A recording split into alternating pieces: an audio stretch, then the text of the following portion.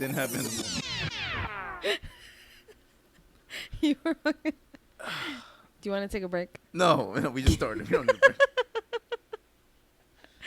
All right, you guys are tuned in to episode 54, the Lyrical Fix Podcast with your host, Sade.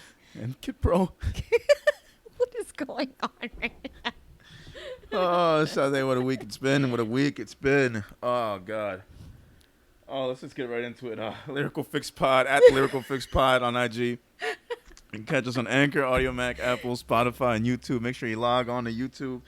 Like, rate, comment, subscribe. Give us those 5-star ratings. Keep us hot out in these podcast streets. You can catch the clips. You can catch full episodes and our If You Don't Know segments as well, where we highlight the illest unsigned artists inside and outside New Jersey. Yo, you sound so broken right now. What happened this week? It's been a rough week. That's all I can say. You know what? I'm just going to, so this past Sunday, I'm going to get right into it. Yeah. I went paintballing. Yeah. This spot in Brooklyn, Area 53. Shout out to them. Very good spot. Very dope. I went with like 16 other people. Mm-hmm.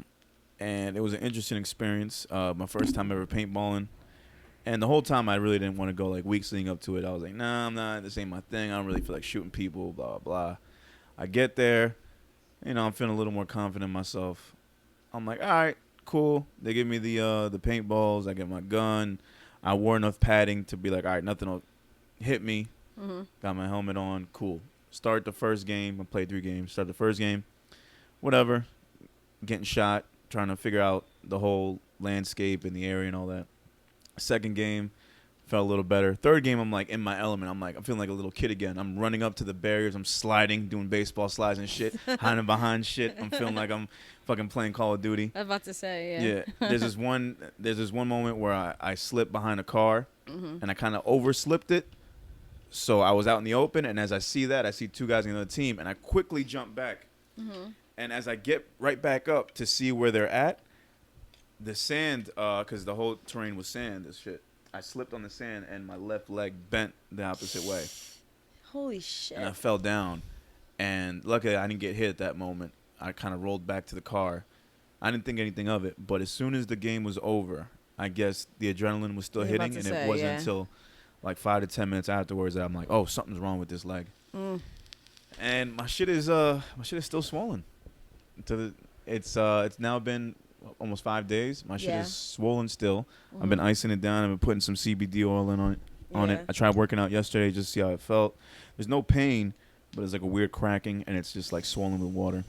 So that happened. Oh, and the day before. Oh, yeah, no. Something's happened Saturday, no? Yeah, so I was at a kid's party the day before. Kind of, I wanted to kind of take that time out to myself, have a studio session, which I did in the morning with Obi. Shout out to Obi.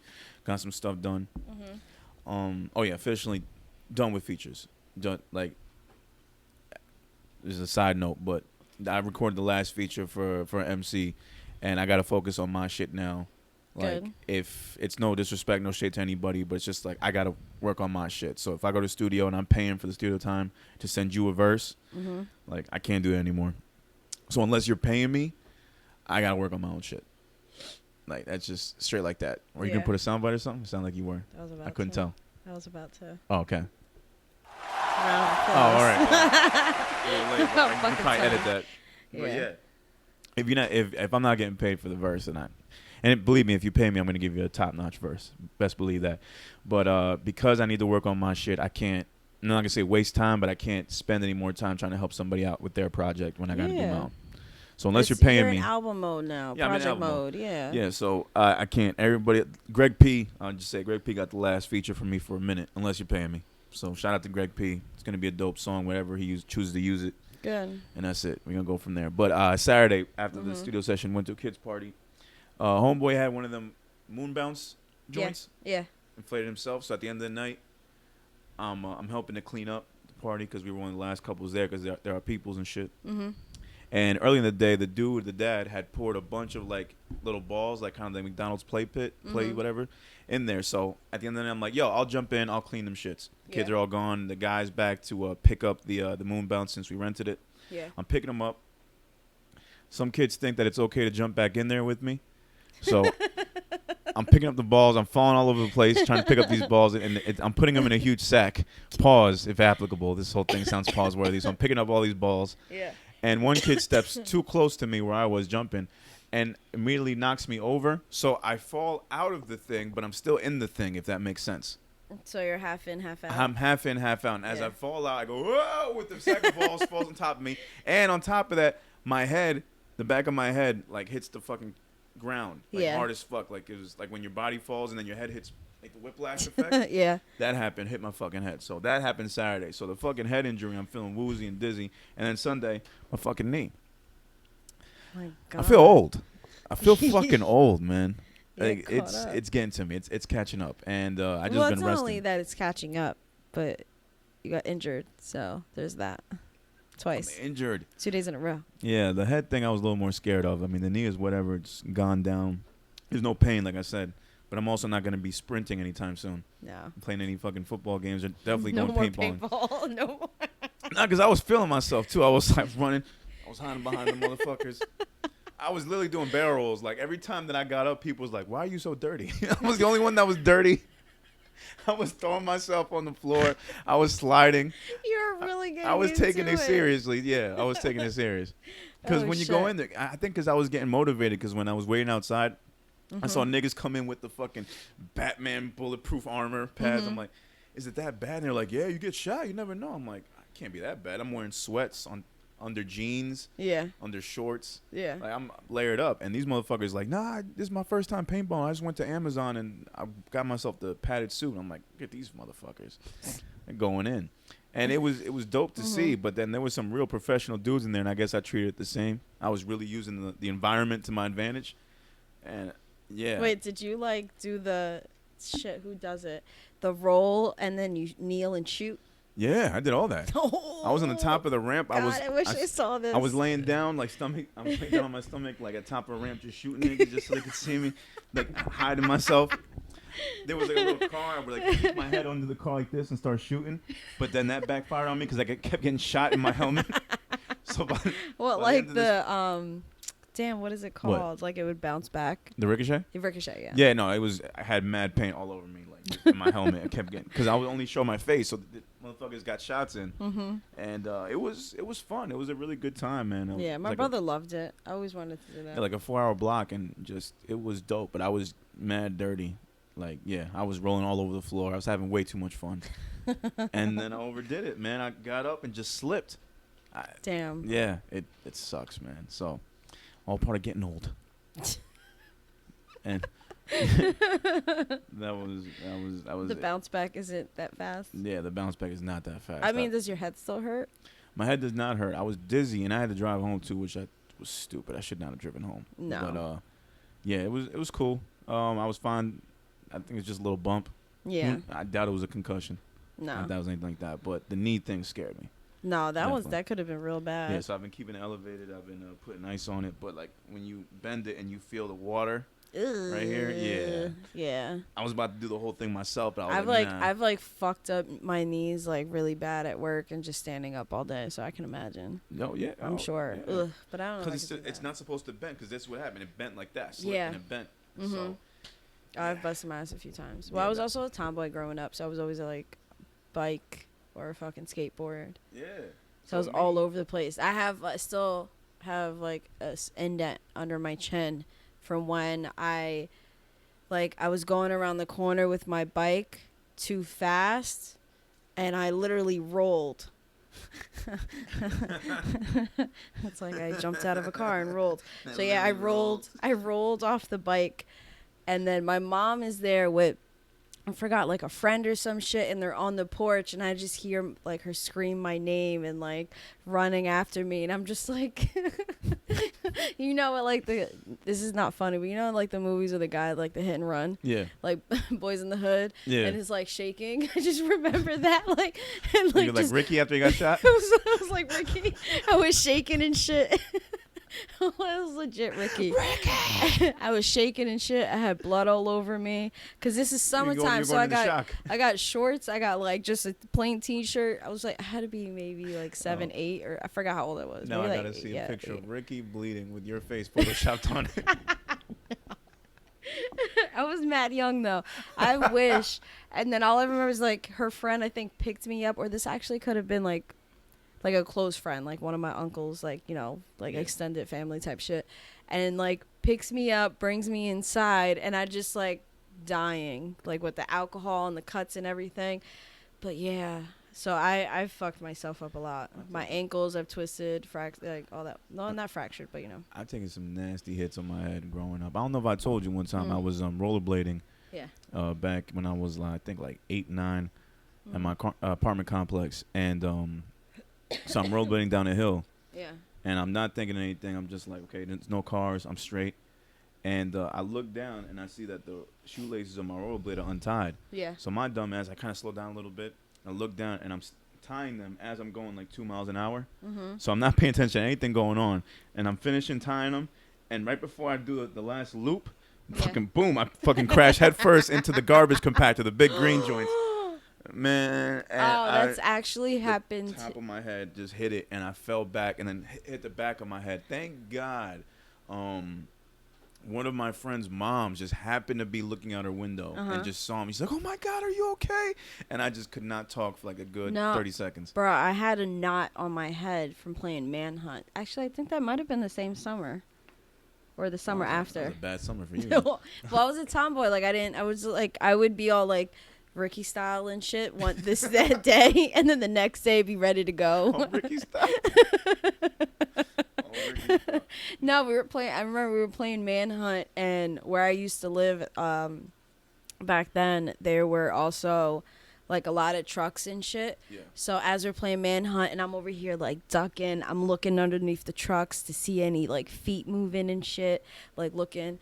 And like we were hiding and shit, and I'm just like, all right, no, like I'm like just scurrying around. Yeah. And I heard, Sade! I'm like, fuck. And as soon as I turned to run, I went, psh. I hit the fucking truck. And these are like, not, they're not the dumpster trucks, no. They were like the construction trucks. Yeah. Like the diesel looking ones. Not like an 18-wheeler though. Yeah, but one of those. So I just went plop, hit my head, like I kind of passed out for a bit, woke up at like all the kids are, so I was like, damn, did I lose? That's all I remember. I'm like, did I lose? They're like, yo, they're like, you got a knot on your fucking head. I'm like, what do you mean? I had a fucking like was it like an instant knot? Instant knot. Oh shit. That's well, I don't know how long I was passed out for. Oh, that's right. Yeah, you were passed out. Yeah, I just remember hitting it, being like, fuck, and then just dropping to the ground. I knew there was something wrong when I was going. I should have known something was wrong when I was at that paintball spot, and my ass was the dirtiest, and I was also the oldest. I was the oldest there, and I was having way too much fun. If we were on camera right now, I'd show you what I was doing. Like, there was a point where I was on the ground, like, avoiding to get shot. Yeah. And then instead of getting up, I just rolled. Instead of getting up and going to barricade myself to get behind this cover, yeah, I rolled around into it. Like, there's no reason for me to get that dirty. And I did. And then I fucking paid the price. And I knew it because I was telling myself the whole fucking time, I don't want to do this. Mm-hmm. Nah, I'm good. I'm not trying to do nothing too athletic. Like, a nigga don't even have his insurance right now. Like, it's just like, I'm doing too much risky shit. The week before, I was fucking ziplining. Oh, yeah. Yeah. Forgot about that. Like, doing obstacle courses, like, fucking 15 above the feet in the ground, up in the air. Nah. I'm doing too much right now. It's like a little after quarter life crisis. So imagine all those words just dashes. Yeah. It's pretty bad. A little after midlife. And now, quarter life. I'm thinking, like, I thought when it happened, I was like, oh, MCL. And the worst part about it was after I get up and check myself like this, I'm doing this, right? Oh shit. Yeah. My phone. So I'm doing this, checking my shit. Yeah. I look up, it's not right there. And I fell back down. I'm like, ah. Yeah, that's a dirty shot. And that's so fucked up. I got so into the game. The first round, I got so into the game. I was, because when you get shot, you're supposed to put your hands up. Mm-hmm. Let them know, hey, I got shot, as you walk back to your base, so you can touch the wall, and then you're back in the game. You respawn. Yeah. So as I'm doing this, I'm walking back. Motherfucker shoots me right in my fucking my ring finger, and it didn't hurt, but the fact that I was there and I was in the moment, I screamed as loud as I've ever screamed in my life. So I got shot. I was like, ah! Like it fell off, and I'm looking at it like I got no fucking ring finger on me. Ah! My teammates are looking at me like, damn, pro got hit pretty bad. Ah! My finger. And that was the first game, which it was just like team versus team. The second game, it's like a capture the flag. So there's two opposite ends where we got to hang at, and there's like this one base in the middle. You got to get inside the base and flip this flag. And as long as you do for your team, you're in control. Yeah. So you have to stay in control until the timer ends. So I do that shit. I lift the flag, and then I'm shooting people from the top of my base, and I'm covering myself. I'm getting shot. And there's one point where, again, I'm taking it super serious, and I'm lying against this shit like this, shooting. I get shot in my chest. And, again, for no reason at all, I just over-dramatize this shit. I get shot in my chest, and I do one of these. I go, I wish we had... Damn. I'm sorry, guys. We will bring videos back. We will be more... oh, shit, the beer. Go ahead. Stop. All right, we're going to break. No, but shit, before we break, what was I gonna say? Yeah, we're gonna bring the videos back. We've just been like kind of lazy about it, kind of like we don't have the right shit. You still recording? Yeah, I'm still recording because I'm explaining the fact that they missed all of this. But I'm trying to think. It's like part of it's part of a movie. I've definitely seen people. It's almost like in the 80s movies. Okay, guys, think Scarface. When, like, they get shot, and it's like, and, like, they fall back and shit. That's exactly what he just said. It's like the old guy in Scarface when he gets shot up. Hold up. You didn't have to say old guy, nigga. You didn't have to say old guy. Well, that's a case. Well, okay, let me see. Tony's sister. Tony, do you want me to compare you to Tony's sister? I shot him for like a bitch. A little bit.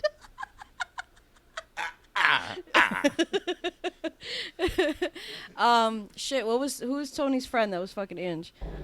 I don't remember his name. Chico? Was it Chico? Did Chico I'm trying to think of how he died. But anyway, like how like when they were shooting up the mansion and how they were like like that's what you look like. I'm pretty sure there was an old man that fell exactly like that against the wall though. It was embarrassing. There was no reason for me to over-dramatize the shit. That was so everything from the getting shot in the ring finger to getting shot in the chest, falling down super slow. I feel like you really like thought you were in a movie. I thought I was Not in even war. like I thought I was in war. Yeah, a movie. I don't think in war they act like that. I feel like you really thought that you were in a movie. Not even Call of Duty, because in Call of Duty everything just goes red or resets. But you definitely thought you were in a movie. I definitely thought that I was going through it. Yeah. I definitely thought that I was in the heat of battle. We're not taking a break. We're just gonna keep going. I was definitely in the heat of battle. Yeah. And I was fearing for my life. No, getting shot in the finger though. Those paintballs are no joke, so that would have been terrifying for me. There was a moment where I was hiding behind a barrel because I was trying to find a way to get around to shoot these people, and I'm holding onto the barrel. I put my hand on top because I'm about to pull myself up to look. Yeah. And my dumbass thought the barrel was full. It was an empty fucking barrel. The barrel falls, and I'm out in the fucking open, and then 5 people. I just see their eyes light up. Yeah. And I'm just like, I do my best to fucking pick the barrel up so I don't get shot. I end up getting fucking lit up. It was bad, man. And again, I'm just getting dirtier and dirtier. Were you shot the most? I don't know if I was shot the most. I don't think. I was moving like a gazelle out there. The reflexes of a cat. And that's what fucked me up. I underestimated the fucking sand. And I fucking twisted the shit out of my shit. MCL. Wait, a gazelle. But you got shot so dramatically. It was bad. I'm not gonna lie to you. It was bad. It was pretty fucked up. And you jumped a barrel. Are we gonna cut? I can't. Oh my god, I'm dying. Okay. But honestly, all I saw was like you kind of like, what is it, pirouette? Like you were just like, like when you say like you were like a gazelle. I was a gazelle, yeah. Like I see you moving like a gazelle, but then I was moving, like I was moving getting gracefully. shot at and barrel fall. The barrel fell. Falling. I can't talk. And then I'm trying to pick up the barrel. I'm getting shot at. As you're doing it, like, oh, I see you do it, like, oh. Yeah, I pulled it. Oh my god. Oh shit, that was amazing. It was interesting. Thank you for that. Thank you. No problem. It was interesting. And then the ride home, I was just in pain. You know, like, yeah. I feel like an asshole because I'm laughing at your pain, but it was so funny. No, it's funny. I mean, I meant to tell her. I wasn't hoping for a pity party. You know? No. Oh, I'm so sorry. Oh. I just imagine like a gazelle going through the Scarface scene. That's what it really feels like.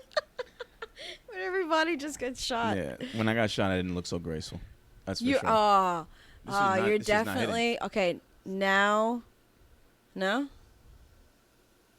Oh, push this up. Sometimes it doesn't. So anyway, now I'm thinking about it. You're okay. So you know when they get in the house and you see like Ange like coming down the steps or some shit, or she's getting out of the room and she gets hit and like her like robe or bata is all over the place. That's what I that's what I kind of imagine. There's no reason for me to be making all these sounds like I'm dying when I get hit. Oh my god. That was amazing. Like, there's no reason for a paintball to hit me and me to fly back 2 feet. It wasn't that type of shit. But, when you're in the moment, you just never know. Yeah. And, again, no reason for me to be screaming like I did. I think it scared the girls that were there, too. As at one point, the girls did not come out of their base. They kind of just stayed in there and just stayed quiet. Oh, Some of them, not all of them. But, yeah, it was interesting. So that was the gist of my week. Yeah, that was the gist of my week. I have no way to top that. My week was nothing. Yeah, it wasn't anything special. No. I'm working on stuff that I can't really talk about yet. So I bet you can't. I bet you can't talk about this stuff that's going on behind the scenes. Yeah. That you're just ready to announce. It's not a whole lot. It's a lot. It's a lot. Yeah. It's going to be a lot for a lot of people. So you got to look at it that way. Yeah. It's just like some of the stuff, and it's like I'm reliving, say, like the beginning of Check It, where I forget that things take so long because I was already running in like the beginning of this show. Actually, this show, the podcast kind of took off. Well, not like took off, but we had a good beginning. But like the beginning of Check It, how frustrating it was to get everything set up. It's like that. Like it's having to go through the beginnings of things fucking sucks. Yeah. So that's why I'm like, man, like sometimes I feel defeated, but then I remember, I'm like, well, I mean, it takes a while, so. Yeah, it's all a process. Yeah. You gotta remind yourself of that shit. You can't just give up in the beginning. If everybody did that, no one would get anywhere. No. Yeah. And then having to try to like figure out like, okay, football is coming back. All right, well then that's Sundays, but Sundays are really my only day off. Right. That's another thing we've been talking about as well. Yeah. Which is tough. Yeah. But we also mentioned about how fucking stupid of an idea it is for that 25% capacity on a Sunday, because you got people that want to stay there to watch the whole game. That's a good 3 hours. Yeah. And if it's 25%, they're not going to get much in those 3 hours. No. Well, Sunday, you got the 1 o'clock game. And that, unless they're changing the times, I doubt it. So they would actually. Well, NBA games, they've kept them pretty much the same time, even they were all in Florida. So they're they still wouldn't playing change. games at. Well, actually, I'm lying. They played some games at like the fucking early afternoon. Yeah. But now they're playing like games like strictly at night. Like last night or tonight, there's one right now, and then there's another one at 9. Yeah. So like so you have like the 1 o'clock, 4 o'clock, 8 o'clock. 8 o'clock isn't too bad because Sundays, even before COVID, we would slow down about 11, 12 o'clock. Right. Those would kind of we would get like the ratchets that would come in because of happy hour. So it wasn't like really that big of a deal. So, and then we closed at 11, so it's kind of like, well, whatever, last call 10:30, like, yeah, I gotta get the fuck out. So I don't know, I'm gonna if I do start working Sundays, it'll be October, and then I'm just gonna see how it goes. It just sucks, I only have that one fucking day off. And one Sunday, I spent it working, and I regretted it. So Tuesday came, and I was supposed to kind of get work done, and I didn't. I kind of, got my days mixed up. Because Tuesday's like, all right, everything but podcast. It's like the We Are Jersey day for me. So that was pretty trash. I'm just trying to get back into the routine of things. Yeah, yeah. So I was talking to a friend of mine that works at the same bar, and I was telling her, she was like, yeah, no, that's too much. I was It like, is. but like, I was like, what day do I give up? I mean, like, I work Monday, but Monday's also football, but not as big. Right, yeah. So that's another weird thing too. Yeah. Mondays and now Thursdays too for football. Mm-hmm. And I assume that the college football started too. Yeah. And that's Saturdays. Mm-hmm. So that's a whole nother fucking. Saturdays I'll be there anyway. And it's crazy now because the basketball playoffs are happening right now too. when football's starting. Yeah. Which is kind of crazy in itself. Yeah, but I mean, regardless of that, like me trying to figure out like work schedule, like how I actually make my money, and then like, this shit on the side. So besides that, like I've had like a whatever week, not as funny as, or adventurous, or movie like as you. Yeah. You know, you have your days. It was a wild week. That I'll say that. Yeah. It was yeah. Yeah. I don't like to talk about it. It was my birthday, but we'll skip that. That was nothing. See, I've done my best. I didn't even text you happy birthday. Yeah, I was know. like, I appreciate that. That meant a lot to me, actually. All right. Yeah, that you didn't hit me up. Yeah, I figured. And like I opened the phone up. I'm like, I think I was at work too. I know. I feel like I was at work when it hit midnight. I'm not sure. Forgot what day it was. And I just remember like, no, because I'm just gonna get a dry ass thank you, or no. It's I would have been nice about it if you hit me up. I would have been nice. The people that did, I think, 3 people did.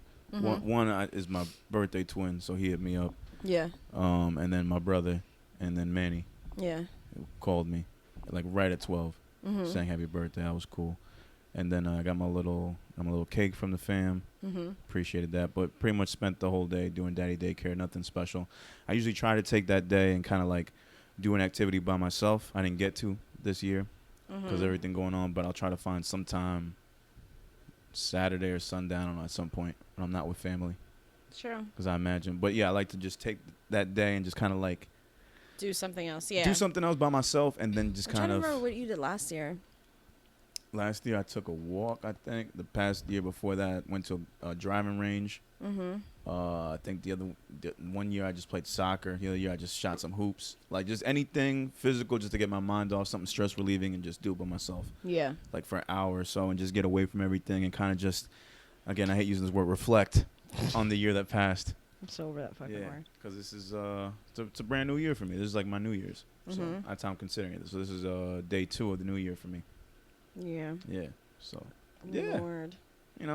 But again, I just realized, yeah, you do have. I'm trying to think. Did I work? I did, and then I had to. You share like, Juan's friend that was like downstairs. Like we were just talking about. It was the day of the march, and we went downstairs, and he was at the door. It was his birthday too. His birthday as well. Okay. Yeah. Yeah. So I thought about it, and then I got a new phone. I didn't really save any, and he's always changing his fucking number. So I was about to hit him up, and I was like, bro, no, I'm not gonna do it. I'm not gonna do it.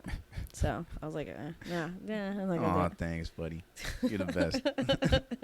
Yeah, no, I'm weird like that. I avoided you with it was love in my heart when I did that. And it's funny because I remember and that's how I know we've been doing this for a year, because there was a year ago that I was telling you, like on our first, second, or whatever couple episodes, that how much I hated my job doing all this shit. Oh my God, yeah, that was Grimace, I think. The Grimace, like the second fucking episode, yeah.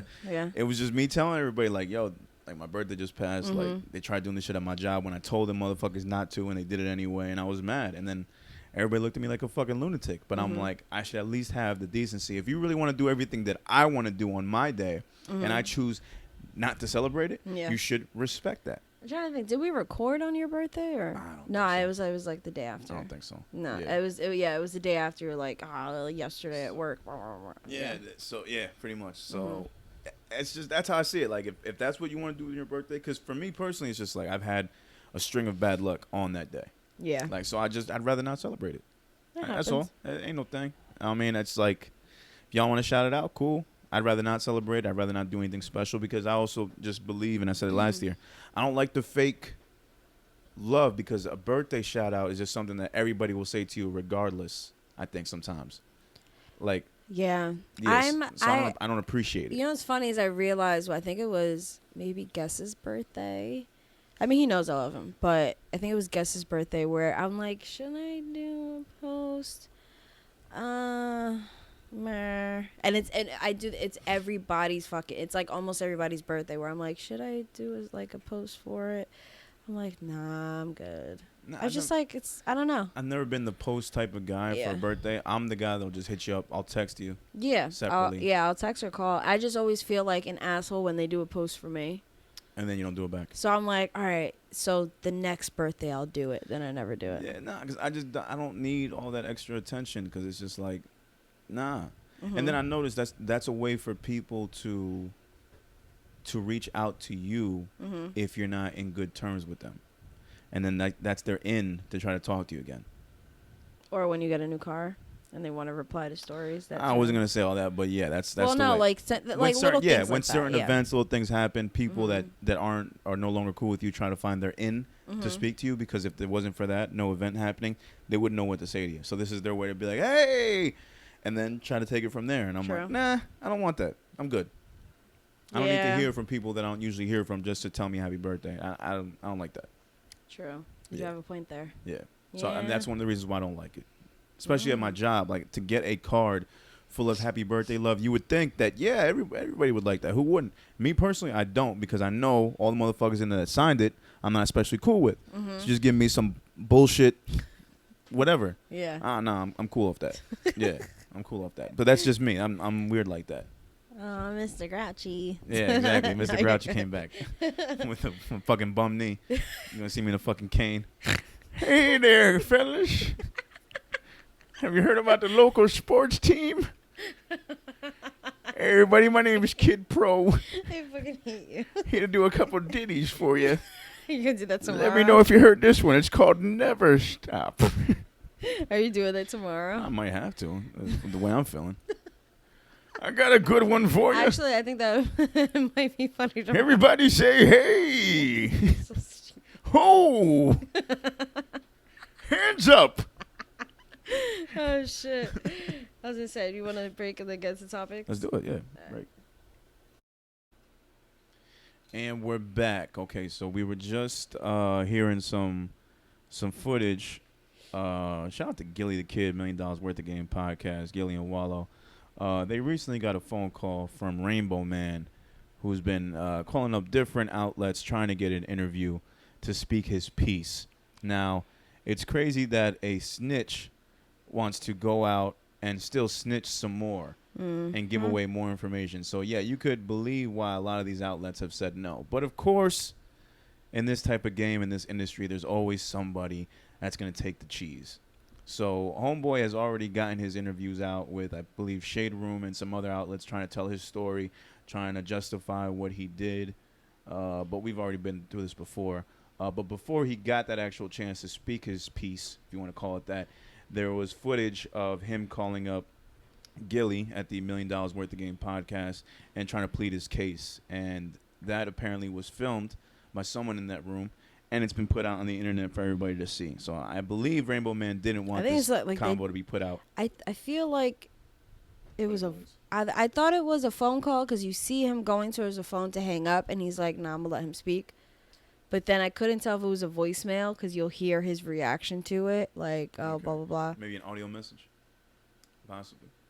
Could be that. Oh, then maybe if he's just like keeps it play. That could have been it. Yeah, I thought it was a combo. Because all I'm seeing in the video right now, since y'all can't see, is he's just holding the phone to the mic, yeah. In like speaker mode. Because this is an actual episode, yeah. Okay. All right, so we played a minute of it. He's basically just saying, what he said so far was he's requesting a one-on-one interview with Gillie, 2 chairs, a camera, both mic'd up, blah, blah, blah.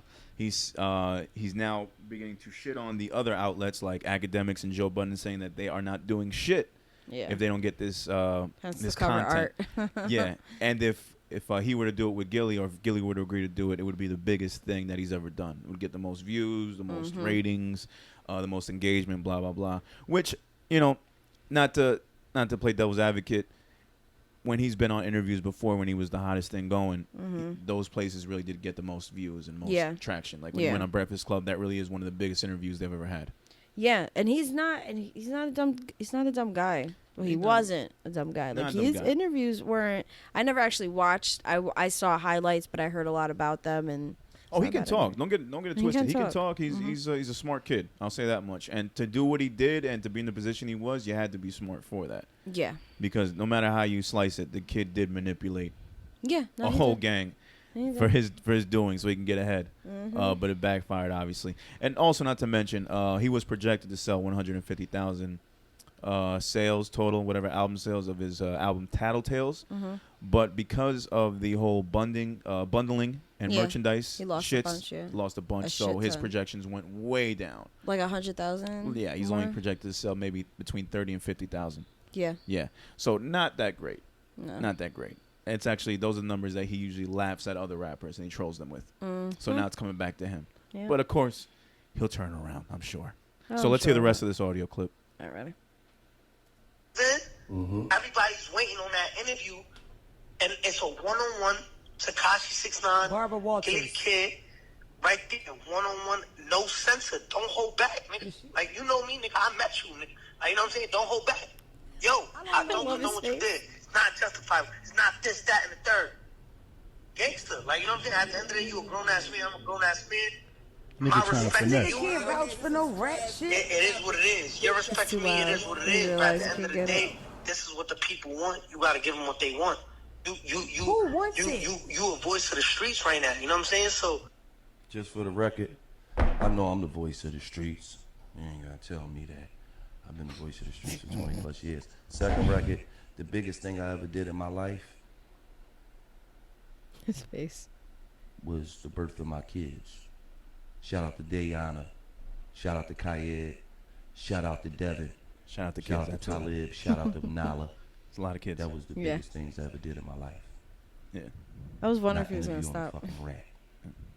I mean, technically, you didn't really do those things. You were there for that to happen, but you didn't birth the child, but yeah. No. Like, he was cut from that cloth and wasn't cut from that cloth. Nigga wasn't 100% cotton. Speak on it. Nigga was rayon. Rayon. Nigga was some cheap-ass silk. Yeah, pretty much. Wasn't Egyptian cotton. Wasn't. So, the biggest thing I ever did in my life... Probably from New York, 42nd. ...was the birth of my kids. The third count was very low on that cotton. I just wanted to play that shit just so y'all could see it. Ain't no capping going on with my... But we rightfully declined over here $1 million worth of game. Word. We cool. Word. Oh, yeah. Man. Rightfully declined the interview. Joe Budden rightfully declined the interview as well. But of course, homeboy got his shit off on the Shade Room of all places because they'll take whatever. Yeah, they will. Yeah. So it is what it is. So he spoke his piece. I really don't know what he said. He was just trying to justify, the reasoning behind him doing what he did and him snitching. I don't really care much for that, to hear what he said. Like, it is what it is at this point. I don't really think his career can be salvaged. No. But then again, in this industry, if you make a hit big enough, people will forget about shit real quick. Yeah. Yeah. People have done worse and they've come back. So I'm not surprised if it happens to him. Yeah. It's crazy, though, too, because it's like we're in an industry where we see dudes, like, motherfuckers are still playing Tory's music, and he shot a black woman. Yeah. Yet this guy, all he did was tattletale on somebody. He snitched. It's weird. Even, like, when my phone is on shuffle and a Tory song comes on, I'm like, I skip it. Skip it. Yeah, I'm like, skip it. I'm listening more Tory. I've heard, I forget who the fuck it was. Someone somewhere said, y'all still play some Tory joints. But and I was like, people still play R. Kelly. And that's people still play R. Kelly. And nothing on Meg, but that is 1,000 times worse. And yet people are okay with that. Motherfuckers are beating their wives. Motherfuckers are doing, like, crazy shit to people. Raping, pedophilia. Like, these rappers have done some nasty shit. Yet the one thing we can't forgive is snitching. Yeah, that's. I mean, like, granted, I don't fuck with snitches either. Right, but I also don't fuck with women beaters. Yeah, or pedophiles. Yeah. So but we're quick to give them a response, like, yo, because the music is hot though. Yeah. Okay, granted, you can't deny some R. Kelly songs. If we're just judging him off the music and not knowing the shit behind the music, great fucking songs. Yeah, maybe it's easier because 6ix9ine, like, his shit is trash. But if he made an Illmatic, let's just say if you made an Illmatic level album, No, I think regardless, the snitching thing is very. it would just be Unforgiven. Yeah. It's like the number one code of the streets. You cannot break this. Yeah, and it's hip hop, and it's all about code of the street. The ultimate like rule breaker for bros before hoes. Don't tattle on your bros. Yeah. Type of deal. I guess so. But it's crazy when you think about it like that. Like shit is backwards. It's disgusting. Yeah. All right. So that was it. Now we can skip on that. That homeboy got. I wanted to hear the audio of why they rejected him. That was funny as fuck. So No, yeah, his reactions and shit. That was great. I don't care about that. Let me see what else we got. The verses. Patti LaBelle versus Gladys Knight. Yep. Who you got? Real quick. I'm going Patty all day. Yeah, Patty. Patty. Don't get me wrong, I'm not the biggest fan. I don't know all the catalog of Gladys Knight and Patti LaBelle, but for one thing, I do know Patti LaBelle is a hell of a lot more popular. So I'm just going based off that. I will check out the verses at some point. It's crazy. I think this is like the verses with the two like most senior people. Like these are the real legends. Yeah. Yeah, like you got some like queens of soul here. Mm-hmm. Like it's gonna be quite the event as well. And then I also wanted to bring up some, since we're on the versus topic, I wanted to bring up some information that I found regarding the Brandy and Monica versus, which I thought was pretty cool. And it's pretty much like the streaming effect, like the versus effect. Oh yeah. That was the stats that I picked up that I thought I was the list, the songs that they played. But it was the orders, the versus effect, yeah. Yeah, so this was, I don't even know where it came from, a streaming executive. It's just basically like his tweets. I'll just read it right now. Brandy versus Monica versus was epic, but it looks like Brandy took the cake. Brandy made around an extra $45,500 in streaming revenue last week alone due to the battle. I didn't see that one. Brandy's streams jumped 115.9% from 7.7 million to 16.8 million between Monday's battle and the end of the streaming week Thursday at midnight, gaining her around an extra $4,500. Monica was right there with her, jumping up 131% from 6.7 million to 15.5 million weekly streams, gaining Monica around an extra $44,000. Since we started tracking streams in 2015, Monica's catalog has streamed 1.2 billion to Brandy's 838 million. However, today, The Boy Is Mine, being Brandy's track, may have put her over the top, doing near 1 million extra streams. With streaming boosts this high, it seems like the fans were the biggest winners, getting to relive the moments Brandy and Monica gave us all on IG Live in their Versus celebration. So that was pretty dope, man. Just like you can really see, like, having a successful Versus can get you paid. Yeah. I mean, a nice little 4,500. I'll take that. Oh, absolutely. Shit. Yeah. Shit, that's all it took. God damn. All right, so that's what's up. It's good for them. So obviously we're gonna see a nice little spike with Patty and Gladys. Oh no, of course they all had it though. Even Babyface, Teddy Riley, they all had it. And I feel like we probably mentioned Patti LaBelle versus Gladys Knight. I think we did. I think I might have mentioned it at some point. We mentioned Patty. We didn't mention Gladys. We never mentioned Gladys. I think we mentioned like Patty going against like a younger, like a Mary J. Blige. Because we were trying to figure out. I forgot who it was for. It could have been Mary, but we were trying to figure out. And then Patty's name came up. Yeah. I don't even think either people know what Versus is. Probably not. I don't think. But it was probably a fun time explaining it. Oh, it's gonna be great. Oh, it's gonna be great. They probably think they're actually gonna have a battle. There's gonna be so much shade thrown. Oh God, I can't wait to see this. Patty is petty. Oh, Patty. She gonna bring her pies. Oh my God! I can't wait. I swear to God, I already know there's gonna be pies everywhere. Gladys gonna have the pips in the background. Her pies are actually really good. I had the pie. It was dope. It was pretty good. It was good. No, I fuck with it. No, shout out to Patty and Gladys Knight, man. It's gonna be epic. It's gonna be on Sunday. This Sunday. Yeah. Which is even doper. I like the Sunday verses. I think the last one that was a verses was the gospel one. Yeah, that was on Sunday. Yeah. So I fuck with that. So I'm ready for that. Let me see. Moving off of that, hey, Travis Scott McDonald's collabo. It's lit. I didn't see that one. What do you think? I saw him like bugging out in a McDonald's, but I didn't actually see it. So Travis Scott has been doing everything after releasing successful albums, having a baby with probably the richest female entrepreneur. He's out here collabing with McDonald's to make a whole new secret menu, or not a secret menu, but a limited time joint. Yeah. So he's got the Travis Scott, which I heard was called the Travie Patty, which was kind of funny. So what it is, it's like Krabby Patty. Yeah, Travie Patty. So basically, it's a quarter pounder with cheese, but he adds 3 half strips of bacon and some lettuce. What's that? Oh, okay. So that's not bad. So my question to you is, if you were to have a special collab with any any fast food restaurant chain, what would it be? What would the fast food restaurant chain be? And what sandwich would you make? Bruh, really? You're gonna That's ask what I me want to know. this? That's all, yeah, it's the It would be perfect way to my talk own about it. restaurant. Like, get the fuck out of here. what? It would be my own place. I already got menus. Let's say if you could do a collab with any fast food chain, which one would it be? What burger would you make? Or what item would you make?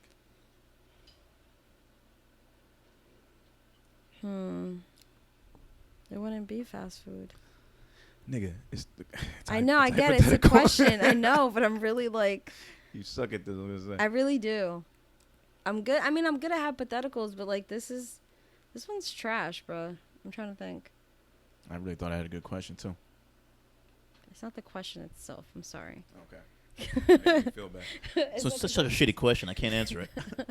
No, but I'm just like, I don't know. You know what I really miss? Pollo Tropical. Okay. They're only in Miami. They were bomb as fuck. Oh, you going off? You I going have to a the left couple with it. recipes that I think, yeah. Like, I have a, I don't want to say it now. Fuck it, I'll say it, whatever. I have like a ropa vieja, but with chicken. Ah. But I make it into like a little like, what is it called? Like a little burger, like a slider, but with like plátanos, with the tostones. I like that. So they're mini sliders with tostones. Okay. Now, I was thinking about this earlier. But I don't have a name for it. But yeah, go. No, I would call it. I mean, I'd call mine the Pro. Oh, yeah, of course. I call mine the Pro, and it would be McDonald's. It would be a double quarter pounder with bacon. Mm-hmm. Now, here's where it gets tricky. Yeah. The sauce, instead of like the sauce you would need would be sweet chili, Okay. because I love sweet chili sauce. And instead of hamburger buns, get this, tostones. The same thing. Oh yeah, It's that's not the funny. same thing. How no, dare no, you? no. I'm just saying it's funny because we have the same thing. Oh, for okay, yeah. The buns, I yeah. want tostones for the buns on my shit. It's a Oh. perfect blend, perfect mix. It's crispier. You can get It's some like a salt on it. patacon. It's a patacon, yeah. Yeah. Yeah. But there's this spot in Miami that has it's a burger joint, but they have a burger that has the like a patacon. Sorry, like, but I got tongue tied. But it's pretty much like a regular burger. So it's nothing like, it's not nothing shredded, nothing crazy, just like a patty. But you can get like queso frito on it too. Oh, see, I like that. And then I would change. I'd get gorgonzola cheese. That would be. Oh, Gorgonzola cheese is fucking I see dope. you. That one's good. And Yeah, it was, that is I good. remember because there was this one white girl. I never forget that name because there's one white girl at a barbecue and she called it gorgonzola, and I laughed in her fucking face for 5 minutes. Like, and she's like, "What are you laughing at? Stop it!" And I'm laughing in her face like, "You fucking idiot!" It's gorgonzola. Gorgonzola. Who the fuck taught you shit? You stupid bitch. Look at you, you fucking cunt. You fucking cunt. Look at you. Get the fuck out of here. That same bitch. This white chick. God rest her soul. I mean, she's still alive, but she Bless her, maybe. bless her soul. She pissed me off so many fucking times. I remember it was one of those people like when you have a friend that you hang out with. He's got the house that you go to every weekend when we was young in our like 20s. A girlfriend. Of a No, friend? not even a girlfriend. She was a friend of the girlfriend. Oh. So she would always be there whenever we had these house parties. And she would piss me off because she was a sloppy drunk. And I remember when I was about to have my first baby, she pissed me off at one of these parties. And I was like, yo, you know what? Your fucking invitation to baby shower is rescinded. Don't fucking come. Fuck you. Really? I was like, get the fuck out of here. And it wasn't even my house, but I was telling her, get the fuck out of here. And she was a drunk mess. I remember there was one time we were at another house, and she was there too. And I think I was drunk, but she hurt her back, like really bad. And for some reason, I was sitting by the computer, and I was playing music. For the life of me, I still don't know to this day why, but when she was struggling and being helped by two people with her back out and being walked to another room to go to bed, I played the Sanford and Son theme song as she was being walked out. So as she's being picked up and she's crying, all you hear, dun dun dun dun dun dun dun dun dun dun. And the dude is laughing and I'm laughing and nobody knows why we're laughing. There's no reason for me to play that song, but I just played it because it was like some good like exit theme music. Get her the fuck out of here. Get this bitch the fuck out of here. Get this stupid cunt out. You really hate I her. didn't like her at all. I didn't like her. Is I'm not she gonna still put her around? business on it. She's around. I think she probably follows me on IG and I don't follow her back. I think she's gone. She's had a terrible, tough life. So I'm not even gonna get into like her personal shit. But I was mainly annoyed with her because she was just a sloppy drunk. Those are the worst. And I'm the worst with sloppy drunks because she would act stupid and I'd have to like take it because it wasn't my house. Had she been in my house, would have been kicked out. Yeah, of course, naturally. Yeah. So, and I'm not gonna like cause a scene in my boy's place and be like, yo, this chick gotta fucking bounce. I'm like, if you're fuck with me, I'm like, yo, don't talk to me. I don't want to talk to you. Leave me alone. Like, I don't want to deal with you. So yeah, sloppy. Damn. I don't even know how we got into that. Oh yeah, we were talking about the burger. Wait, the burgers. Yeah. But so that was it. I mean, that's my idea for the. That sounds like a good one. Travie Patty. I like. We should that try name. these out. I'm gonna try that out. I'm not a big fan of the lettuce though from McDonald's. I'm not. No. I don't like that. I've had McDonald's in a I'm little cool while. off that. This motherfucker's having a lot of fun at McDonald's too. Jesus Christ. It looks wild. I saw it They like real quick. fucking love him. Jesus. And I mean, I appreciate the fact that he lowered the price on the quarter pounder too, because it's like $6 for the meal, which is dope. Oh yeah. Adding all that shit and then lowering the price.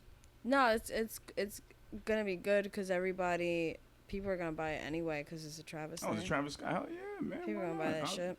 I mean, you never expect Travis Scott in a burger spot to make sense, but No, whatever, but I mean, maybe it's just to kind of like he's help got no them brand. culinary experience as far as I know. McDonald's always does like some type of music thing with somebody Yeah. to like help promote themselves. That's why like they're the biggest chain. Not really a fan of McDonald's. I like Wendy's. No, I'm not really a fan of McDonald's either, and it's not like they need to do this thing. It's not like they're like their sales are down. Like it's just nice, but I wonder why they're doing it. Like I wonder if it has anything to do with like, oh, let's just grab somebody black, a nice black artist. That's what they tend to do. Like I think about it so much with the state of the world, the way it's in right now, and just all these companies are just grabbing someone. Well, no, McDonald's does tend to do that though. Remember, like the commercial where it was like on a date or something, and it was like the McNuggets one. Oh, the R&B. The R&B one. Oh my God, that was really bad. And you just like the Popeyes chicken sandwich. I think there's Burger King chicken sandwich. They got a bunch of black people showing up to the drive-thru. Have you seen this commercial? And they're just like getting excited about getting a chicken sandwich. You know, it's funny. I did see a few memes and tweets about like Burger King. Like, who the fuck is keeping Burger King in business? Like, who the hell? I don't know. I had Burger King the other day because I like their original chicken sandwich. I have a Burger King right here, and I think one day I was fucking dying. I had to run errands. I hadn't eaten. I was on my way to food shop, and I had nothing in the fridge. I'm like, fuck. I really don't want to do this, but it's on the way. Everything is out of fucking order, or like, I mean, everything's out of the way. I mean, there's restaurants here, but I'm not trying to wait any longer than 20 minutes. Bro, oh my God, I instantly regretted it. Them burgers are flimsy as fuck. I never thought lettuce could look as flat as it already is, but their lettuce looks super flat. It's super weird. Are you talking about Burger King? Burger King. It's so weird. Oh, yeah. This shit is weird. And then, I remember I'm like, what made niggas I forgot I hate their nuggets. I got a burger and nuggets, and I forgot I hate their nuggets. And I was so fucking starving. Because, like, McDonald's had put out there, like, the commercial. They did this whole promo campaign. It's like, our fries are brand new and improved. Yeah. It was the same shit. The same things, though. And then what the fucking Burger King say, like, years ago that tried to get niggas in there, in the door? It's flame broiled. Ah, yeah, I remember that one. Nigga, nobody knew what the fuck flame broiled meant. Still, I don't understand how that... I still don't know what that means. I don't understand how that Burger King is open. And then there's also one that used to be, I think it was the only one I really went to. It's like further into Hackensack. Oh. And my friend lived around the corner. So when we would be high as shit, it's like, Dunkin' Donuts, we could just walk there. Or do we cross the street to... I mean, do we cross the street to Dunkin' Donuts? Or do we just like... go right to Burger King? I genuinely think Burger King survived the past decade based off of that whole life-size king thing, the guy that was dressed like a king. Oh yeah, like with advertisement. Oh, the crowns. My brother always used to get the crowns because he was like technically like the king of the fucking house. And then he's so annoying. He's like, my name in Arabic is King. Shut the fuck up. I wouldn't say that because I'm the youngest, so I just think it. I just look at him and squint. Like, shut the fuck up. Because he was the first one. Oh, okay. You were the first one. My name is King in Arabic. Good thing you're in Arizona. You can't kick my ass. But anyway, Joe, this is to my cousin Joe. Do not fucking snitch on me. Thank you. Cousin Joe. I know. I'll probably call my brother right now and be like, yo, Shuddy's talking shit about you. But anyway, so fuck. But no, I think that was like more of a pothead thing. I mean, the only time I really, besides one time it was like emergency, I'm gonna fucking die, I need to eat, was when I was high, like high school. I hate when I get high. I would smoke and be like, fuck, we didn't go to White Castle. Fuck it. Let's go to Burger King. That's what I'm saying. I hate when I get high and I have to make that trip to White Castle. And I immediately regret it. Yeah, I always regret. Now, I had it recently and I was just like, what the fuck am I doing? What it is, because it's like after 5 minutes, those burgers get so soggy. So by the time you're on your 7th burger. Okay, I don't have that many. Okay, all right. Well, I had a crave case. Oh my God. I'm sorry, no. No, I usually get I had a sack of 10. I usually get like 2 ring sandwiches. Pause. I usually get like 2 ring sandwiches and like those little burgers and mozzarella sticks. Yeah, the chicken rings. The chicken rings are dope over there. But then those burgers, I love the way they're made. I love the smell. But when you take that bite, you're just like, oh, I remember why I didn't want this. But then you finish one, and by the second bite, I'm like, all right, I'll have to do another one. Yeah, it was. The last time I had it was, we had a busy night at work. I didn't even get to eat. I was there all day. And I'm like, I go to the other girls. I'm like, where are you guys going to get food? Because we were fucking dying. The fucking owner closed the kitchen early, didn't say shit. So we're like, all right, fuck. They're like, we're going to Wendy's, but by my house. I was like, where do you live? Way, like 20 minutes out of the way of my house. I was like, fuck it. I was like, I'll just have some eggs in my house. Like, I had no food. This is like the day before I had fucking Burger King. I was I was dying that entire weekend. It's just the immediate stomach ache that comes after it is just not. Driving back home, I see the White Castle. I was like, fuck. Every time I see it, my stomach just yells at me. Pop to Yui. Every time I see it, I can't even think of White Castle without my stomach growling at me. All right, we got to change the subject. Now I'm kind of getting grossed out. No. I hate that shit. I can't stand it. Yeah, fuck that. All right. Okay, next. Oh, yeah. Do you want to get into the Joe shit? Yeah, let's get into the Joe shit. Let's get to the shits, man. You wanna lead this one? Should I do? I don't know how much of the phone call I should do. Should I just play it from the beginning and just you tell me when to wrap? Yeah, if you want to describe it first. Okay, so I didn't peep any of this. So, like, what was it? I forgot. Oh, Pro and I were like talking about topics and shit, and he was just like, "Oh, Joe sinned, blah blah blah, whatever," and I didn't know what the fuck was going on. I saw that Joe Budden's baby mama like had since Santana had posted something, and I just assumed, because this is right off the heels of the whole Tahiri thing, that it was maybe a video about the Tahiri thing and saying like, oh, he has never touched me, blah blah whatever. I thought it was that. I had never watched it, and then after like we had to do, and then I watched it, and I'm like, this doesn't sound like it's directed towards Tahiri. It sounds like somebody like leaked something. Right. That I'm not aware, like I don't know what was leaked, but it sounds completely different than the whole abuse thing. And then that's when you explained, no, there was a phone call leaked and blah, blah, blah, whatever. So pretty much this is a phone call that she had recorded, or somebody recorded. Actually, Rocky. Yeah. Rocky Thunder, she was, I wouldn't say she was a major. She wasn't major at all in hip hop, but she was kind of known in hip hop. Yeah, she was known. She's known in certain circles. She was known. She hasn't been in the industry for a little while, but she's still known.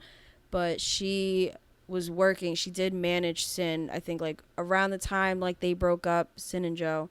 And you kind of, did you hear this whole phone call? I did not. I didn't hear it at all. You hear Rocky in the background talking to her. Whispering to her, like telling her what to do? Because you hear Sin going like, sounding like he's going crazy, but away from the phone, because you kind of hear the phone going away from what's recording the conversation. Because not only does Joe sound like, it sounds like he's on speakerphone, but you also hear that Sin is being recorded.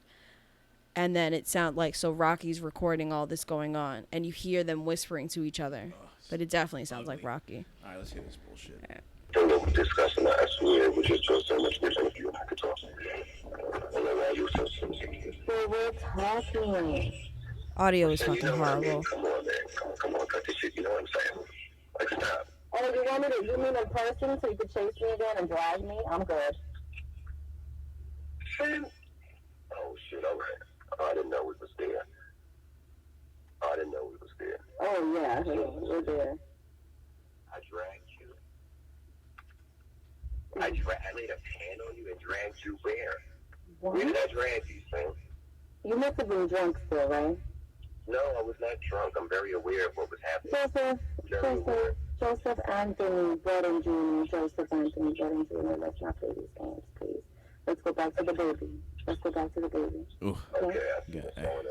All right, check this out. Again, I'm trying to do this thing all when over they with call you by your full name, shit's different.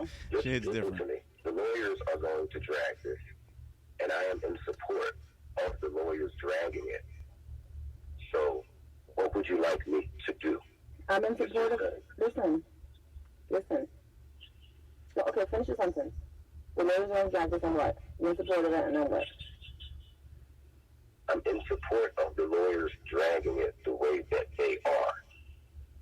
You and I, at some point, have to get better than this. That's all. I don't know what to say. I don't know if I should hit you back in, 6 months or some shit. Or 4 months. I don't know what to do. You're tying my hands.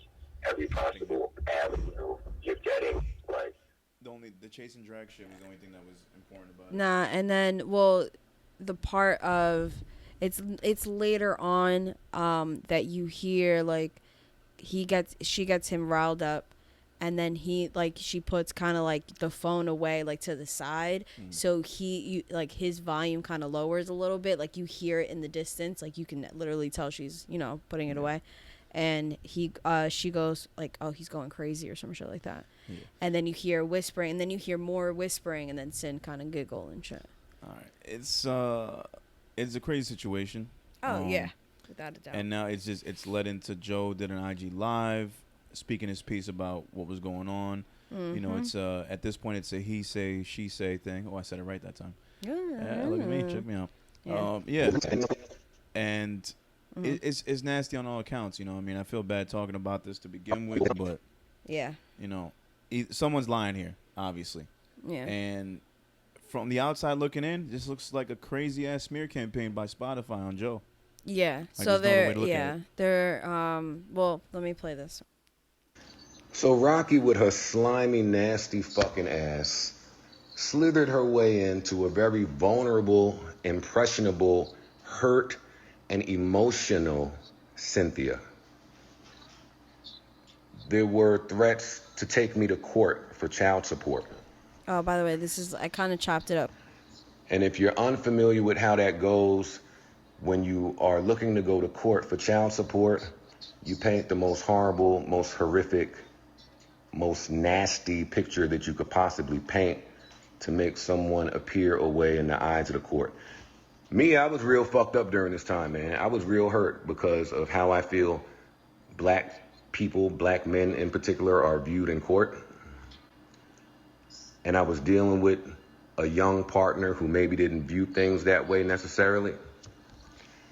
So there was a bunch of calls. Rocky calling me to leverage child support. Rocky calling me to figure out visitation.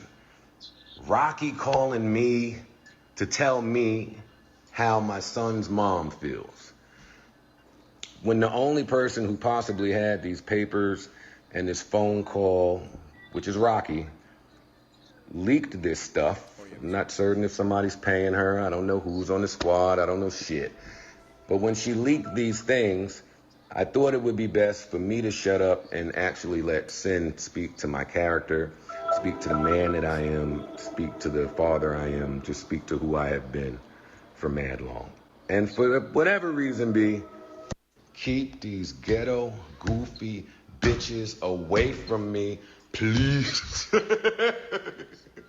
All right, so one more so time Rocky, for that keep one. these ghetto, goofy bitches away from me, please. Yeah, and that is what has inspired this week's title, because Jesus Christ. Goofy bitches. And so, real quick before we get into that one, so it's insane for all this to be coming out, and like in his live, because it's a live and people are commenting. It's a whole bunch of fuck Spotify, blah blah blah, whatever. This is a smear campaign, and he's just like, listen, I don't know if it's a smear campaign. It seems awfully fucking convenient though. Like it's a what's the fucking word? It escaped me. But it just seems like, okay, so all this is coming out now. It's very, very, very peculiar. Yeah. Actually. And then, of course, Rocky, her response to all this shit was kind of what I expected. It's like 7 different slides. I'm not going to even, like, no, but I figured figured just go which one you want to do. Let me be clear. I don't have nothing to do with the circus y'all are creating. This has been a witch hunt for weeks on end ever since Marriage Boot Camp aired. And I spoke on the experience I had with production showing me being handled for ratings. That was 9 years ago. Then she went on this shit. I am far removed from what's happening today and have way more pressing issues. Of course you do. My health, for one, is my greatest concern after being hit hard by corona and lupus. I don't have time or a care in the world to be involved with anything outside of that. Blah, blah, blah, blah, blah, blah, blah, blah, blah. At this point, man, it just feels like a fucking witch hunt for Joe. Like, they're Spotify and whoever else that's involved with them, they're digging dirt on this motherfucker. They're grabbing every ex, anyone that's had anything to do with Joe, to try to find some type of dirt on him. And it's just nasty out here, man. So even if he did all this shit, the fact that it's just coming out now is just super, super convenient. And it's disgusting. Yeah, and then she calls it clout chasing. And how is that clout? I don't see... What she was doing, not clout chasing. How is any of this clout chasing? Because if you recorded that and you leaked it, it's your fault. And then if you didn't leak it, that means you're fucking clout chasing ass sent to somebody else. Yeah, so it all kind of like Sin's video, the post that she posted was she got all emotional. She said that she wrote it out, but you know what? Like, her emotions got the best of her, so she didn't read what she wrote out, which probably would have been way better because she was talking in circles. It was very like, all right, babe, we got it. Just get to the point. She never really got to the point. She did. But she did say, like, this is somebody who was close to me that I thought I could trust and ended up betraying me, kind of thing. Nasty. Yeah. Nasty. Keep these ghetto, goofy bitches Ghetto and away goofy. from me. Because he said ghetto and fucking goofy. That's all it is. Get these ghetto, goofy bitches. It's how I live my life.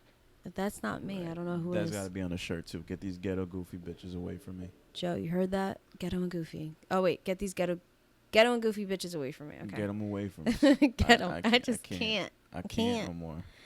Oh, tomorrow. Jesus. Anyway. More on this story as it develops.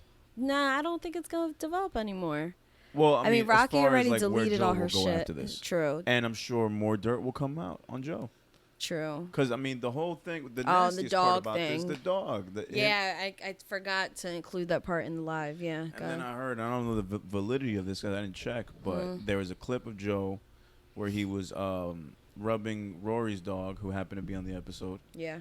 And he mentioned something like in a joking manner about pleasing dogs.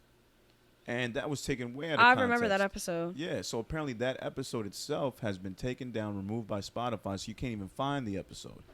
But that clip, if it's just a clip, there's no context there.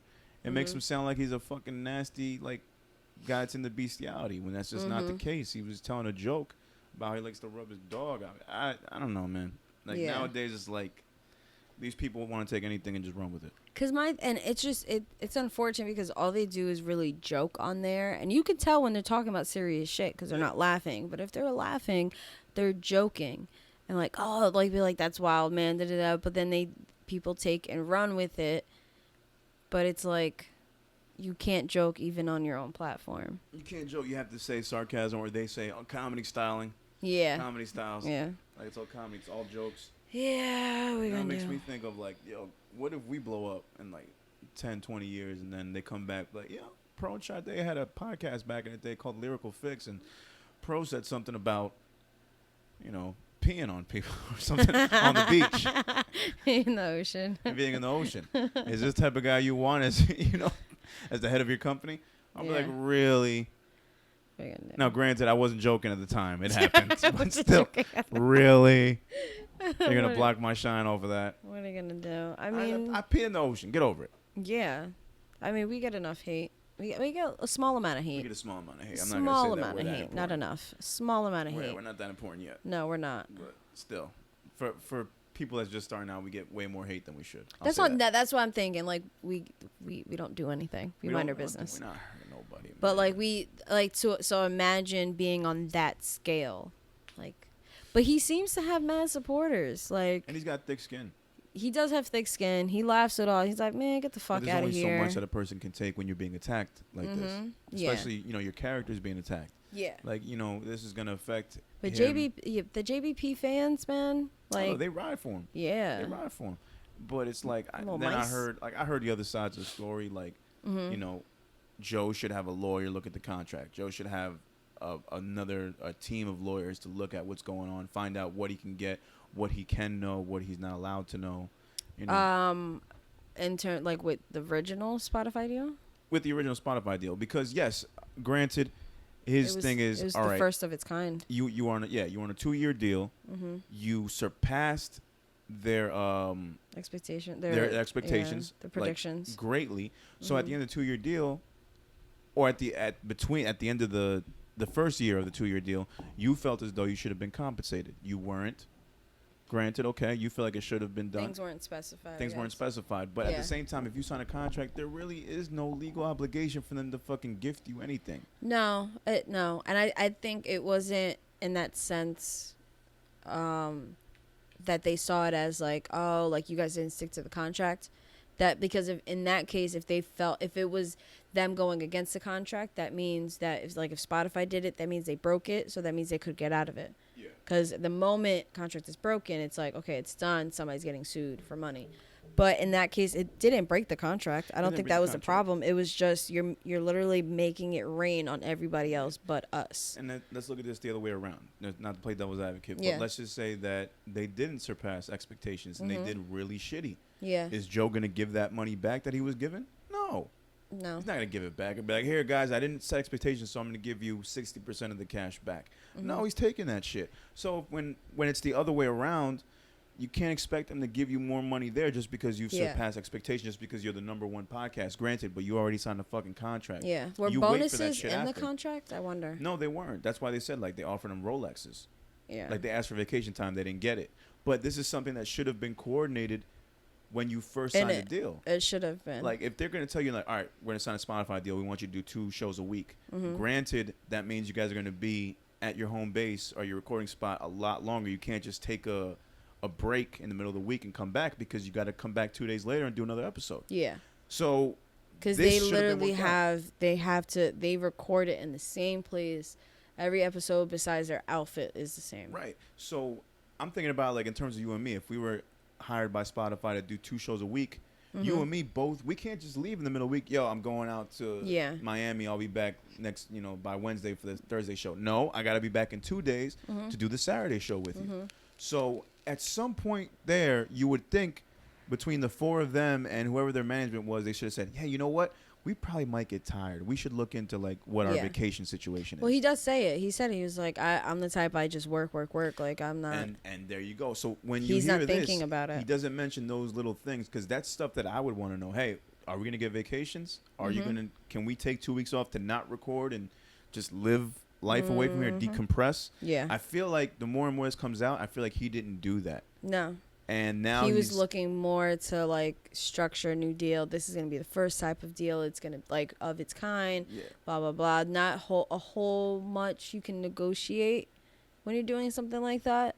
So I get maybe the price point would be, like, iffy to negotiate, but you could have done vacations. You could have done something, man. I just feel like for all the stuff that he complained about, and I hate to say complain, but the stuff that he was vocal about, that he feels that Spotify was hiding from him, I feel like this is stuff you should have done at the negotiation table. This should have all been mentioned, because it's one thing if they told you that stuff and then they lied to you. Then they're breaking contract. You can definitely get some legal action into this shit. But the fact that you haven't yet shows me that they haven't done anything wrong. Because he probably assumed that he would be able to. He assumed. And you trusted people. Yeah. And now like, they're just like a record label. They can do you dirty. Yeah. And you should have had a better lawyer look at your shit. Yeah. So as much as I feel bad for him getting played out like this and all this other shit, part of me thinks, like, all right, you probably didn't even read the whole fucking, or your legal team didn't read the whole contract, and now you're complaining because you're not getting what you think you should get. Yeah. Well, on that, I kind of mentioned it before, but I was waiting. So Charlemagne, like, Joe had this whole thing with Charlemagne because, Charlemagne reacting off of the Spotify speech, and then Joe clapped back and shit. I didn't have any of the recordings for this week. I had them, but I deleted them. But we're not really going to get too much into that, but just Charlemagne himself. Now, what he has the new Black Effect podcast network. Tell me about it. Yes. He has reached a partnership with iHeartMedia to set up the Black Effect podcast network. So basically what it is he's going to have his own division within iHeartRadio. He's going to be personally curating, I think about over 15 podcasts that are just all Black owned. And, I mean, on the outside looking in, it looks like a great deal, a great move on Charlemagne's part. But what a lot of people were saying, and this is what Joe was preaching about, it's not yours. You're not owning it. You're still in a partnership with iHeart. So it's like Charlemagne is going backwards. It's a great move. You're giving other people an opportunity. Not even backwards. It's a linear move. He's not going backwards, but he's also not going forward. He's not going. You're right. It's a lateral move. You're right. I said linear, ladder. Yeah, lateral. it's a lateral move. Yeah, you know what? I mean, it might give him a bigger paycheck. Who knows? He's helping other people, which is what Charlemagne always wants to do anyways. He wants to give other people a platform and opportunity, so I can see the good in that. Yeah. Just on the other hand, I feel like he could have done this with Joe, maybe with another. That's what I really had hoped for. I really hope they were going to join forces. Yeah, I really hoped for Joe and Charlemagne to come together to do a podcast network, because I feel like together, I don't see why they can't. Maybe it's not enough money. I mean, I would hate to think that's the case. Yeah. Because like I know other dudes that just build their own studios and just rent it out and they have their own thing. And Joe could easily do this. And now I don't see Joe putting his podcast under Charlemagne's. Like I don't see that happening. Like it would take. I think it's too much for Joe's ego. Yeah. For him to talk that shit and then go under somebody else. Because now even if he does join Charlemagne's podcast network, that's under iHeart. So he definitely won't do that. No, he won't do it. Like Joe is gonna be on some super independent. We might as well just get a Patreon or whatever and just have people pay to see the podcast at this point. Because it's not, because it's. I don't think there's anything wrong. Like he does own his own podcast. Yeah. That's his. But I don't see anything wrong with like signing a deal with somebody. I mean, I get iHeart. He's not gonna do it. There's really. I don't really see anybody else. Where he's granted full ownership, or at least he knows the inner workings of what's going on. He can get his data that he's asking for and all his statistics. The shit that he wanted. I mean, that's the main reason why he didn't go to Tidal, because they wouldn't give him the data. Yeah. You know, and I mean, nowadays, who knows if that's a lot to ask for? Who knows if that's breaking protocol? Who knows if these companies really want to give that type of information out? True. You know, it makes you think of like, yo, there's some shady shit going on, obviously. It's unfortunate because I really had hoped. I mean, as much as not that I love this industry, I love the music, I love artists, but this industry is so trash. Yeah, and the podcasting industry is now turning into the music. Yeah, and I was really hoping it wouldn't be like that. But it's all about like exploiting now. It feels like it. And then once they see the money that's in podcasting, like they're like, all right, we can exploit this shit. So why not sign a bunch of podcasts and hold them together like a fucking label? And put your rules onto them, you know, and you give them the platform, you give them the fucking ad money and shit, and they report to you, and then just keep the shit going, and then it's gonna turn into this whole fucking thing. Like now, I'm thinking with us, if we get signed by a goddamn fucking podcasting label, quote unquote, is it smart for us to do that? Do we just take the bag and just be employees of these fucking people, or do we keep grinding it out ourselves? Like, I wouldn't even mind. So that was actually somewhat the plan. Someone heard about like a coworker of ours that worked with a production company that they were looking for podcasts and shit. She jumped the gun and she's like, "Oh, let's do it." I'm like, okay, well, let's hear it first. Yeah. They're like, "Oh, well, you have to pitch to us, blah, blah, blah." And I'm like, and I go to the person, I'm like, "Well, we don't have any episodes. Like, our other co-host, this is before I got you on, the other co-host is not reliable yet. We can't even have sit down and have a meeting with this guy. Like, I gotta look for a replacement for him. So there's really nothing that we can pitch." So in that case, like, she explained it to us. She explained it to me, our co-worker that worked at the production company. She's like, "Well, we already have a music podcast." Yeah. So I was like, "Oh, then, well, no, like, still," I'm like, I mean, like it's not just music, it's everything. But if you already have one, I'm not trying to be in like this whole competition. Yeah, right. All of a sudden, the company's like pitting us against each other and this and that, and all of a sudden, like no. And honestly, and I had told the person who like she tried to jump the gun and shit, you know, our last co-host, like listen, like we don't have anything, but at least like I have no problem if somebody wants to sign us.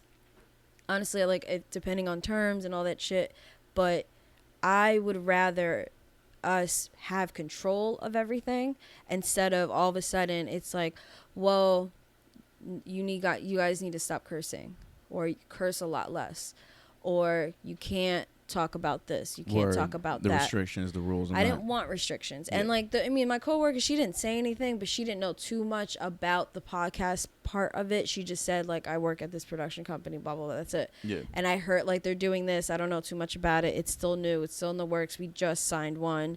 There's like a few more spots left, but I just didn't want to be pigeonholed. Like we didn't even start it yet. We didn't even record it yet. And shit, if we did all that, that would have been in shambles because the co-host before you, I had to end up like letting his ass go. Right. It didn't work out. So now that it's like, okay, this works now. Like, okay, like this works now. It's not going to work. So let's just get the ball rolling. Let's see what happens. Cause I don't feel like pitching.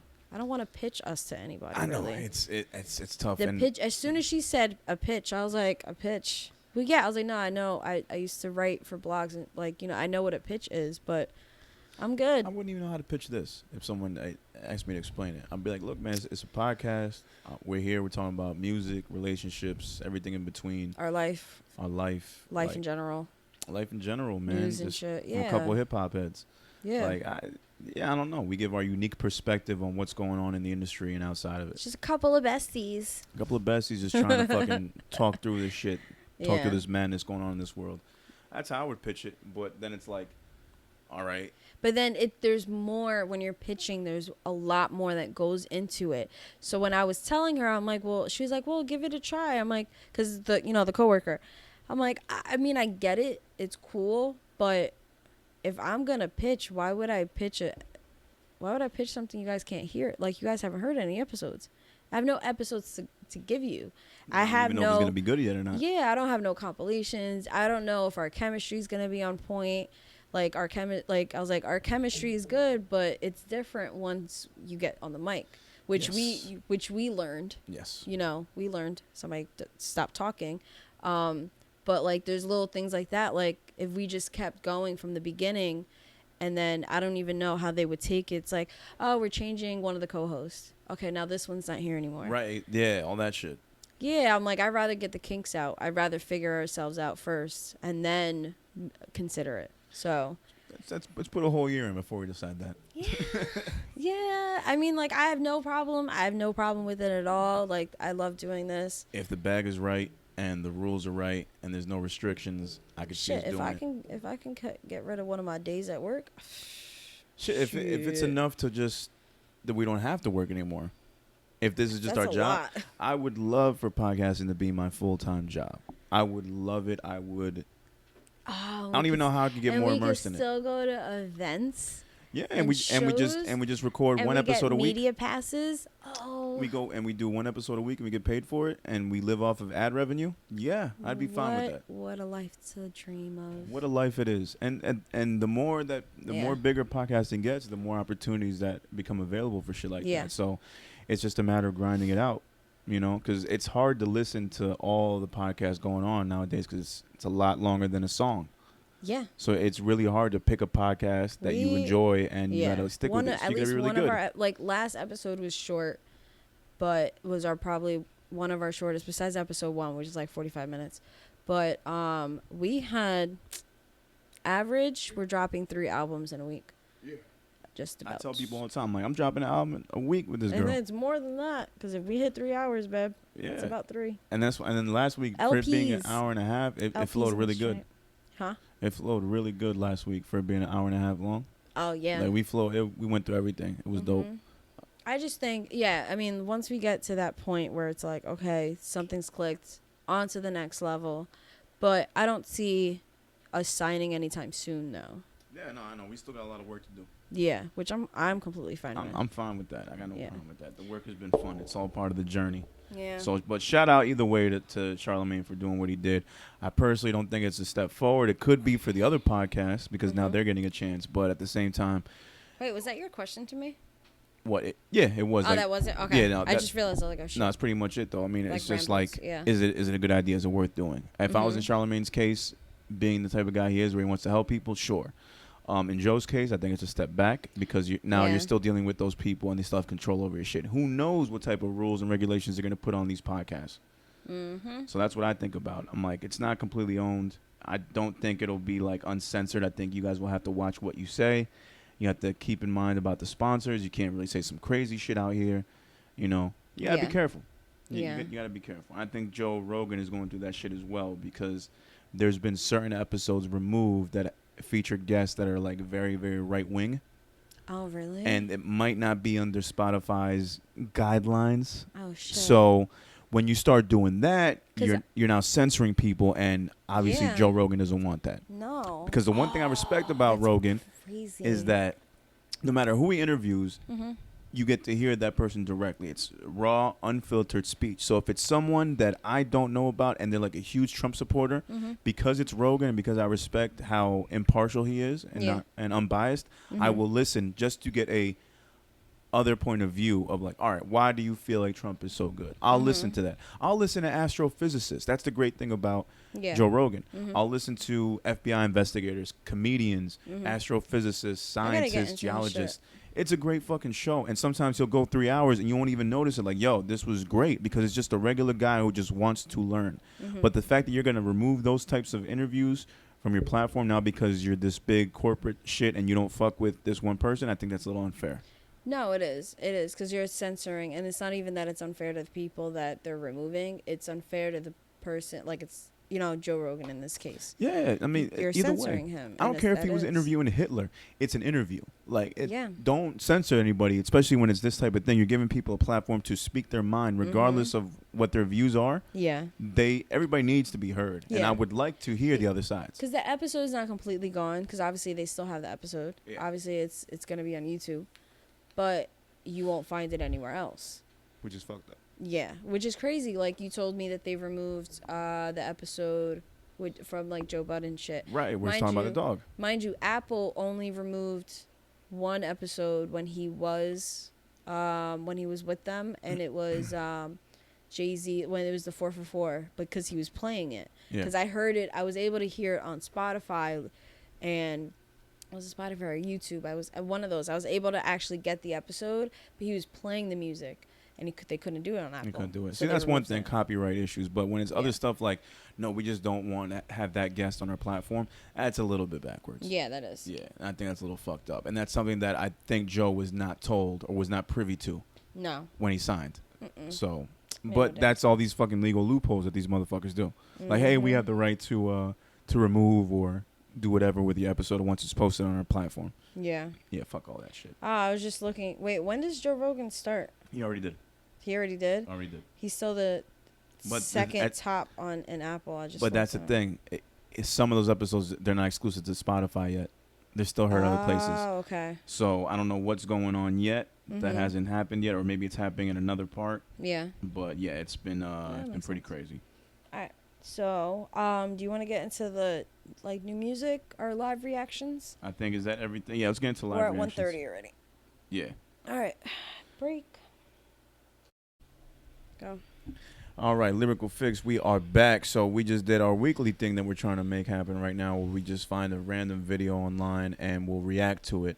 I think on the future episodes we'll do a live reaction. But we just finished watching the Drake video, Popstar. We watched SZA featuring Ty Dolla $ign, Hit Different. And then we also just saw the 3 Cypher videos for the XXL Freshman class of 2020. Yeah. We're going to start with the Drake video first. I think people forget the fact that Drake has acting experience. Yeah. And he's just a dope fucking actor, and he can really be funny. Yeah. Like, we've seen him do little skits with Will Ferrell during the All-Star game, I think. Or no, the ESPY Awards. We saw him host Saturday Night Live. He was really good at Saturday Night He was really Live. good. He can do SNL, impressions. he's good. He can act. Like he's no joke. When he was doing Degrassi, like he got his acting experience, and he's that type of guy. I like Jimmy. Jimmy was cool. Yeah, and then you saw him in other things like the Chris Brown video last year. That was pretty funny. The No Guidance. Yeah. And so it's good seeing him do that, and you kind of miss those skits. Like I miss when rappers didn't mind being funny in their videos. So I appreciated that. And then of course, if you haven't seen the video, he just has this whole like minute-long tirade with Khaled, asking him for another one. Wanted him to film the video for Popstar, but he can't because he's in Canada. And they turned that into a whole thing, and they ended up getting Justin Bieber to do the whole fucking video. So Bieber was pretty much living the Popstar life, big mansion, surrounded by girls and his homies, and he's just rapping the lyrics. Yeah. Video-wise, I think it was shot great. Yeah, it was. You had the cheesy IG comedians in the background hyping Bieber up. You had the video girls, had a nice house, drinks popping everywhere, security. It was dope. I liked it. The camera work was dope. Editing was cool. As far as the video goes, that's pretty much what I envisioned the Popstar video would look like. Yeah, it was dope though. I liked it. And I liked it. It's funny is I didn't like the song. I felt like the quality was weird. But then the video, that's what I was telling you before, like, why does the song sound better now than with the it video? did? Yo, sometimes the video really does that, man. That's a Yeah. perfect example of the video making the song hit harder than it should. So, yeah, I liked it because I never really listened to the song when it was just audio. Yeah. I didn't care much for it. I was like, oh, this is a standard Drake track, but the video helped it out. So, yeah, it was good. Now, the SZA video, SZA, oh, my God. Go Looking ahead. lovely as hell, man. She's on top of a fucking old pickup truck, fucking just posing, showing some thigh. Looking beautiful as ever. And then she's in a barn, like bloody, still looking beautiful as ever. Yeah, then she's on a bale of hay. There was this thing that I saw because I didn't see the video until now, and but I'd seen on Facebook. I saw the picture of her like covered in blood, and then they showed clips of other artists in their videos covered in blood. So there's this whole conspiracy theory, and I think it was about Illuminati. You think so? I'm trying to see how. If that's No, the but case. that was like the controversy shit. Okay. It was a post. There's Yeah. always something, man. You never know. If you see any blood or red in a video, it's automatically linked to some Illuminati shit. And there's always those YouTube conspiracy theorists that throw shit out. Yeah. Oh my God, it's the worst. I've seen so many fucking videos of that, and I'm just like, I'm done. These niggas will take anything and move the numbers around and make it seem like it's 666. Yeah. And all this shit. Oh, it's fucking annoying, man. It's But yeah. I liked it, man. Ty Dolla $ign was in the video very briefly. Didn't feel like he needed to be. No, he really didn't have to. He really didn't have to but be in then that at the video. same time, that's like it's almost to bring it back to like how you opened like your like No More Features. It's almost in that case where he got lost in doing so many features and working with so many people. Yep. That we're still waiting on an album from him. We're still waiting on the album, man. And I hope that's not the case where he's just doing too much work for everybody else. Yeah, that's what it seems like. You know? To be honest. God bless the guy. But I'm For real. definitely ready for another Ty Dolla $ign album. Yeah. Yeah. And SZA definitely can't wait for her album. She was definitely playing us Oh, I in the bet past you- I couple bet you weeks. can't. Fucking fighting with Punch. Yeah. No, honestly, like it's weird because I had a feeling with the whole fighting and all that bullshit. Then her saying, "No, it's not that big of a deal." Then this song to come out, it just seems a little. I think it was playing because they did this last time and now they're doing it again. Like, this is their promo work. Let's fake Oh shit, beef. they did, yeah. Yeah, let's fake a beef. I and didn't let's- realize it was all around the same And then time. it's like, haha, guys, just joke's on you. Here's a song and a video. But I just think SZA is so dope that she doesn't need that, But you need something. and she's known. Because she did take a it's break. like, She was it's on a a gimmick. hiatus. Like, she's one of those artists that, like, she's loved by fans and also gets that critical acclaim. Because that's what that album did. Yeah, because she's super. Because like at the end, Solana is her real name, directed by Solana. Because that's and like even in Control, she talks about like Solana, her. Yeah. The voicemails like from her grandmother and her mom and shit. So she puts literally her life into it. Yeah. And She's very And she's from Jersey. super artistic. Yeah, she's super artistic. She's like hella creative. Yeah. Now, Yeah. don't get And me wrong. she's a I don't bad get. bitch. Yeah, I don't get the meaning behind the video. I mean, but shit, if you can grab a bunch of girls Yeah. and look sexy at a fucking junkyard, I'll On take some it. Malia shit. Yeah, I love that shit. I think it was just like, let's just do a bunch of weird shit, or just let's free find expression. a random location, because it was a straight up car junkyard. Like Yeah. there was nothing but old cars there, and they just cleaned up the one area where they danced, and it looked clean as shit. And she looked fucking phenomenal. It actually gave me an idea for like a treatment similar to. Word. I mean, I'm not gonna be doing all the dancing, but yeah. No, you would not do all the dancing.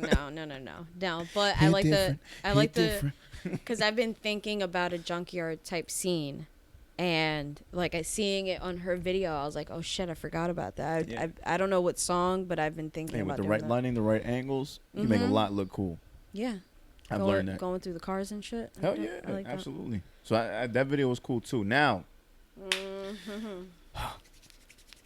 let's get into this motherfucker. So the last video was 3 videos that we reviewed. The XXL Freshmen 2020 class, their ciphers. Let's just start. Let's start with the beats. All made by Jetson Made. Yeah. So in the past, the ciphers, I think the first cipher had that classic boom bap rap beat. I think DJ Premier was spinning. They had the turntables. This year it was just laptop in the middle of the fucking area, and the dude just played it, and that was it. No turntables, so like the hip hop essence of it was gone. Yeah. Not to mention Jensen Made is a more younger producer, so all the 3 beats that were displayed in these videos had a more of a not trappy sound, but more of a like mellowed out. It was like a mellowed out trap bop. Because it was all 3 different beats. Yeah. Yeah, very mellowed out, trappy. And then all the guys that rapped on there, with the exception of Mulatto, Chica, and Jack Harlow, really didn't put anything into it lyrically. No. All of these beats sounded like they were rapping about their struggle. One person was rapping about how he and his 3 brothers were on an air mattress with no air in it. With a mattress with a hole in it? Yeah, mattress with a hole in it. Mulatto was talking about how she had to pay her cousin's tuition.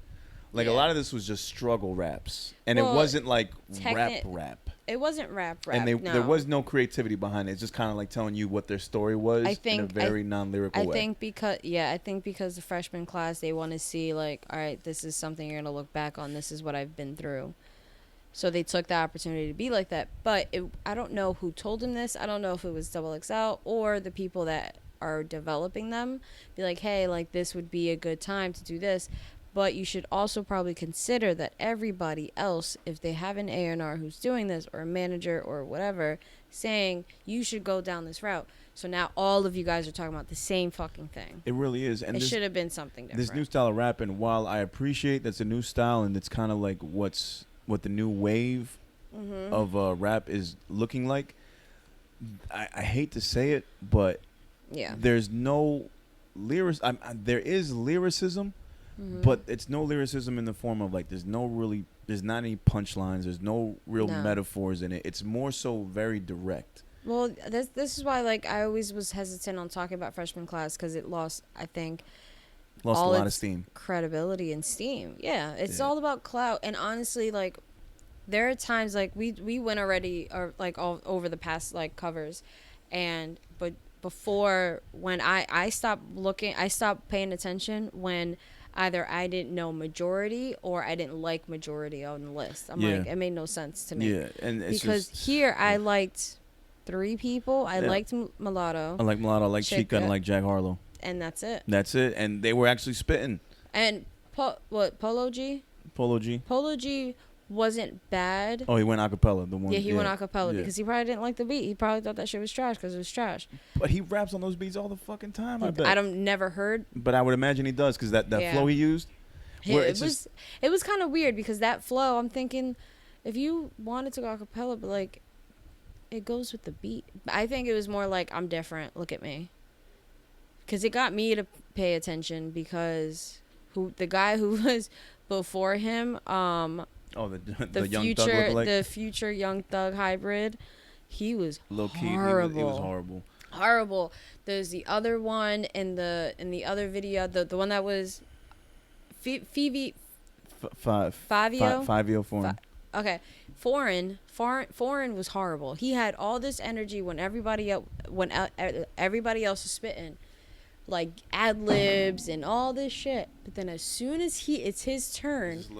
Quiet. It's one little bop. It was a little bop, but not even. It was like that side to side thing, And then, not even really a bop, it's just going side to side. And you could tell that he had nothing. He had no bars in his head, nothing. Or he got nervous and forgot. Most of them, or a few of them, you can tell they didn't know what the fuck they were doing. One dude rapped bippity boppity boo, supercalifragilistic. I'm like, dude. That's super old. What? Two? No, that made no sense. Super fucking corny. That was corny.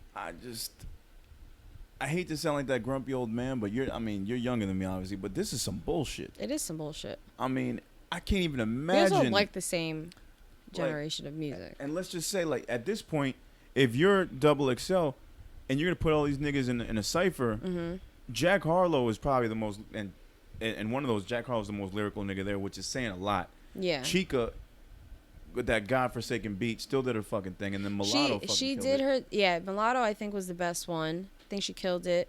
Chica's a good. No, I would say Jack Harlow was a good second to me. No, Chica was definitely second. Jack was definitely third. Those are my top three.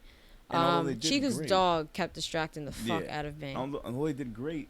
This rapping style that I don't even know what to call it anymore. I guess we just called it vibe before. Yeah. I don't want to complain that it's too fast. No, a vibe would be more like the singing, I guess, type. I guess, but they were doing a lot of this fast rapping. I don't even know how to explain it. It's a lot of fast rapping, but there's just no lyricism there. But they're constantly saying stuff, and it just gives you no time to like digest the lyrics and find something high. Like, ooh, like there's no replay value. There's nothing making me want to hit the rewind button. There was and like not everybody needs a punchline, but it would be nice. Cowboy. Cowboy, like cowboy, but Cal. Yeah. He kind of reminded me of like a low grade Big Sean. Okay. In a way, little bit. See that. Yeah. Well, like, Sean got fucking punchlines. He's got lyrics. But like he missed half of, or majority of like Big Sean's talent. He doesn't have it. Yeah. But he reminded me of like kind of like not his flow, but like his voice. His voice, I can see that. And like kind of what is it called? The cadence a little bit. Yeah, I can see that. Yeah. But it wasn't there for me. There's no star power. A lot of these weren't it for me. I just don't understand how they pick these people who have no fucking star power because they have followers. I think they just put out a good song, a good enough song that got some good value, and they saw the streaming numbers and went off of that. Like actually, like how about these people actually keep their eye to the streets? Like these shows that we go on, not even talking about like our friends, right? Like our group of people, but because B tells me all the time, like, yo, you have some like nasty, good, banging ass fucking artists behind you. So not talking about our group, our entire group would be in the fucking XXL. I'm just saying. But, like, everybody else that we meet and come into contact with, yeah, we see some trash people. We see some people that are, like, whatever. But we do meet some people that are fucking dope as shit. I agree. That probably could do way better with this platform. Absolutely. And if I'm not there. Not that beat, though. Oh, if I'm there, I'm asking for a different beat. I'm like, y'all got to give me something. You might have to do the acapella shit. Like, I'll do the acapella at that point. I'm like, y'all ain't putting me out here sounding like this on this shit. Yeah. These beats, you're already forced to rap a way that just is not anything that people are going to remember. Yeah. I think you're sounding like an idiot half the time, and you're not really rapping anything that's like of any value. Yeah. Like these people are, I heard like maybe like out of like what, more than half these people were just telling the struggle story, but in no creative way, just kind of telling you what they went through. Yeah. And that was it. Mulatto wasn't too bad. Like, I mean, it's not like she really told the story. She did, but there was creativity tough, but she was able to, like, she switched it up. Like, she talked about, her cousin's tuition, then she talked about sex, which, I mean, she kind of embodies sex. But the way she played said it on was that. Dope. Yeah, and like, then she she's don't want like, to talk about sex, but the pussy's so good. How could you not brag about it? Exactly. That's a dope line. And then she moved on past that. Yeah. Like, she real quick threw it in there because, I embody sex. She gave you content. I know it. And then she moved past it. So I think it was really dope. Chica, I cannot remember what the fuck she said besides that X line that was pretty funny. But I can't remember exactly, but I remember I liked it. That's something about went from scrubbing floors to rolling up. Yeah, weed. I'm like, all right, well, I mean, you could have done that when you're broke too, but whatever. Yeah, exactly. It's like you could do janitors can still roll up weed after they're done with their day. Exactly.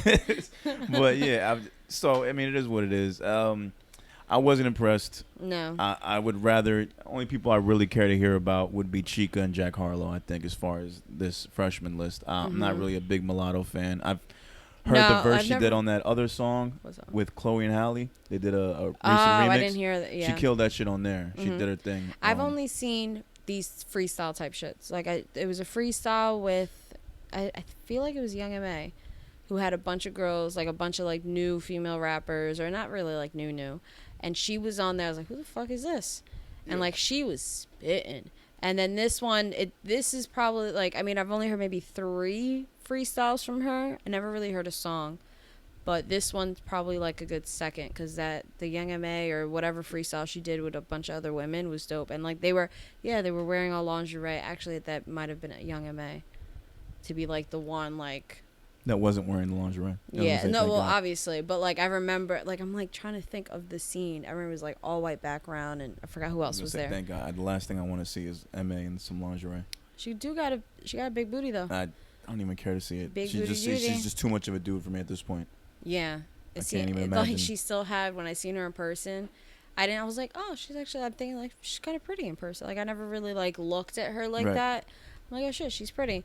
And then she turned around and like she has like the pants drooping, and I'm thinking like, I mean, I get it, but at the same time, like, you're like like you just have your ass out and you don't have a small ass. Like it just. That's funny. It's just weird. That's funny.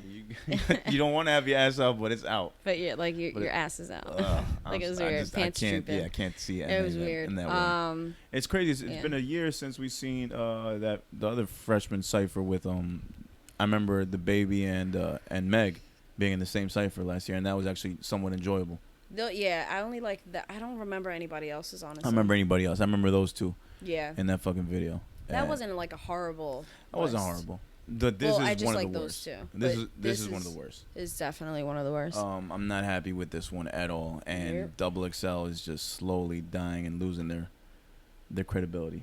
I mean, it's been happening, but this is like icing on the cake. Like this shit was not good at all. There's tons of rappers that could have given you better shit than this.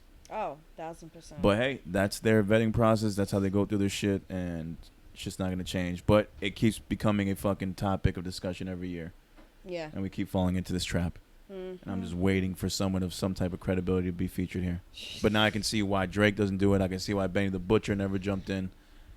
Yeah. Nah. I mean, I think they're past that now. Yeah, but I mean, it was back in the days, like, if this was the era that had Papoose, Joel, Crooked, you would, Lupe, you would definitely see someone of that caliber doing this. A Benny the Butcher. He wouldn't mind being on this list.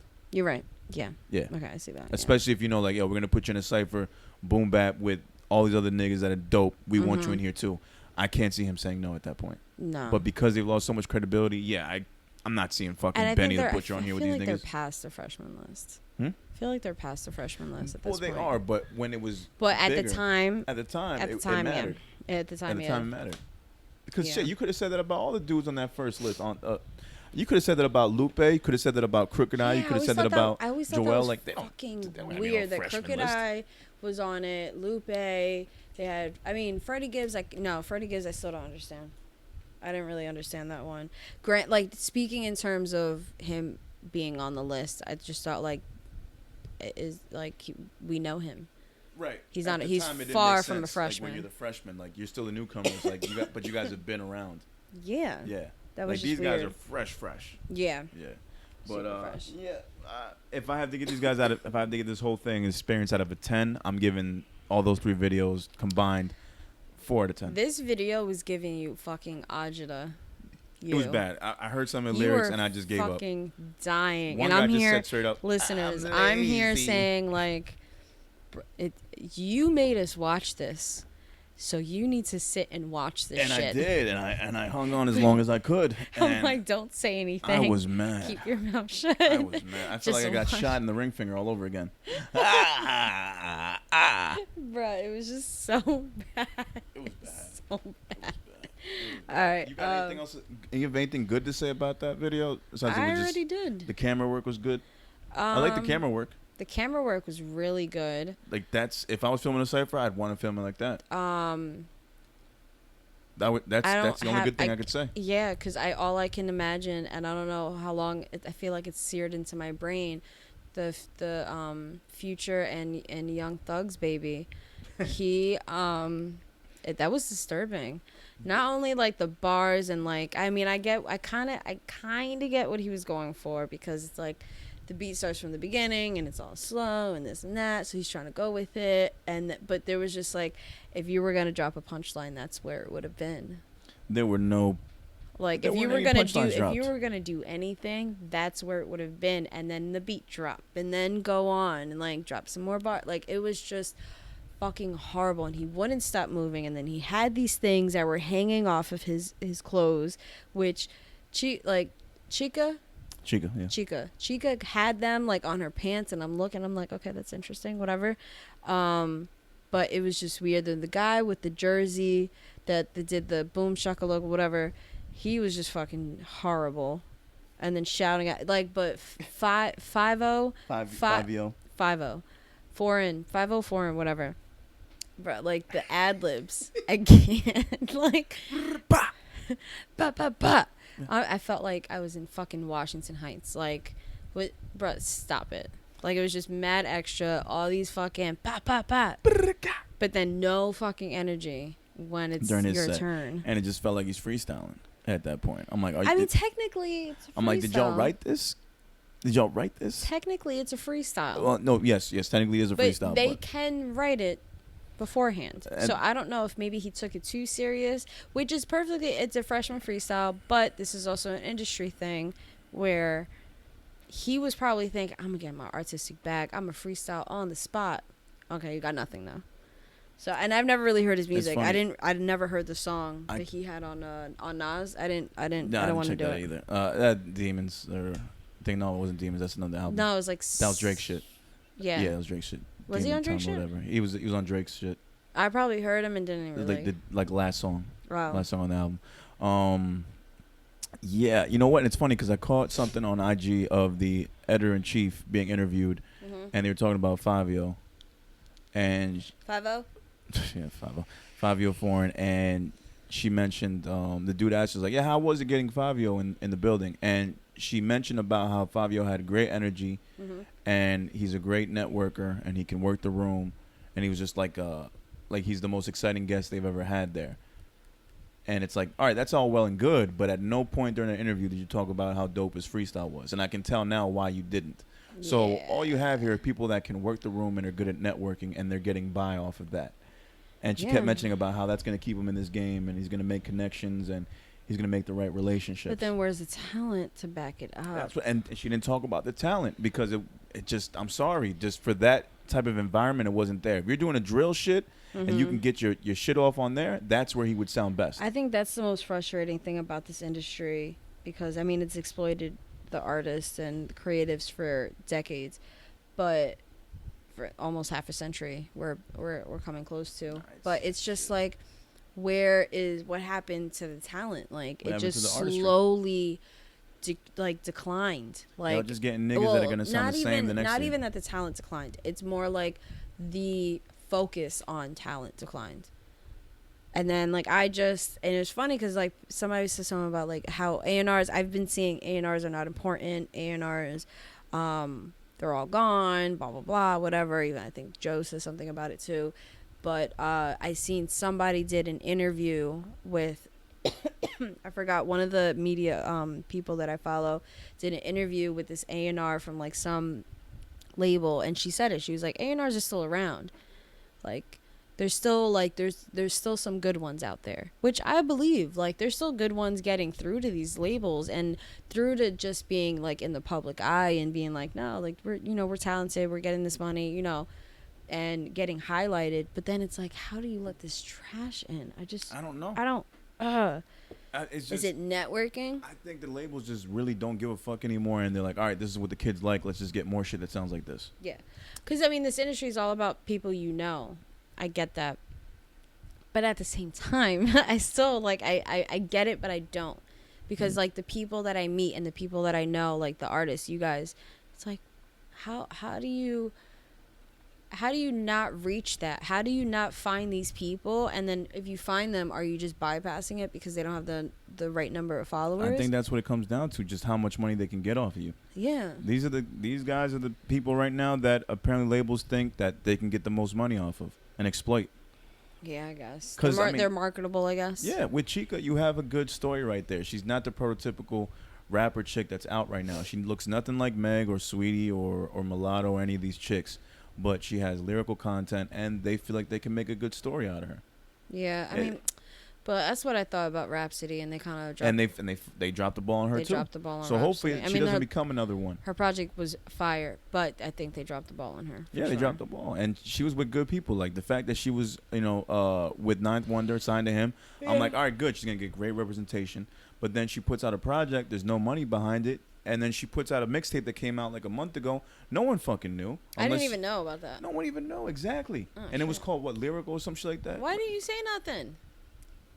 I just didn't. We have a whole music note. I know, but I didn't. I forgot. Because by the time it came out, even I didn't know about it. I found out from JBP.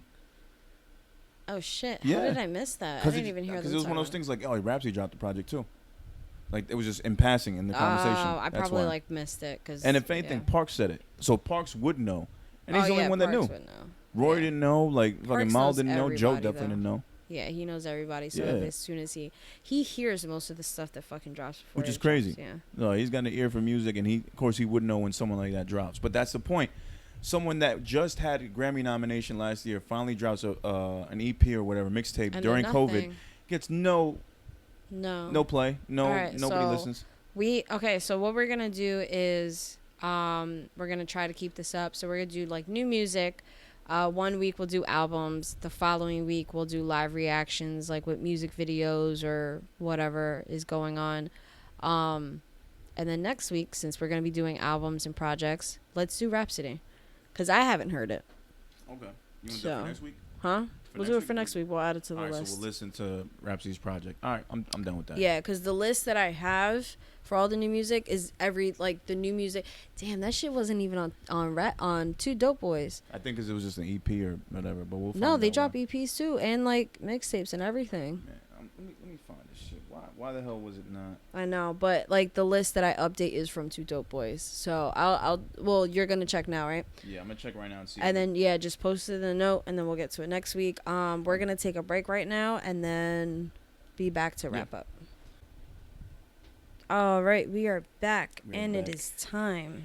Oh, real quick before we start. Yeah. Segment, we gotta make a quick correction. So before we went to last break, we were talking about Rhapsody, and the project that she dropped, Too Lyrical, was the name of the EP, and we were trying to figure out why it wasn't getting any play. When we actually dug into it during our break, we found out that a lot of the songs were already replayed on her album that came out last year. Yeah. So she has it broken up. So there's Soul Sister, there's Wisdom, there's Unity, Too Lyrical, and Southern Belle, and I think maybe one more. But it's all broken. So she put the project out with all those songs, got the critical acclaim, got the Grammy nomination, didn't really do anything after that. And then instead of dropping new music, she kind of did it backwards, where she just repackaged the album into EPs. But now you have a song like Cleo that's on two EPs, but is also on the main album. So you have that same song 3 different times. I just don't see what the purpose was behind that, what the idea was. No. If anything, you should have done this backwards. Put the little projects out separately, then put the whole thing together as a deluxe. I want to get. Can we get rid of deluxes? I'm fucking tired of them. I'm not. I'm sorry. I'm not a fan of deluxes. But if that's what you're gonna do, that would have been I'm not a fan of deluxes. Why give you the whole thing at once and then shorten it? I just don't see the point behind that. Yeah. No. That was bad. That was real bad. So whoever her team is out there, I know she's got Rock Nation managing her. Because I understand. I understand the point of it. Okay, this is I'm breaking it down. This goes with this theme. This goes with that theme. This is Unity. These are the Southern Bells. Right. Things like that. I get it, but do that in an Instagram post, baby. Don't. I mean, this is nothing really on Rhapsody because she has a team. But I think her team dropped the ball. Yeah. I think this was them saying, we dropped the ball, So we're gonna we have an idea. We're gonna repackage everything. Like it just no, because they didn't continue pushing the project.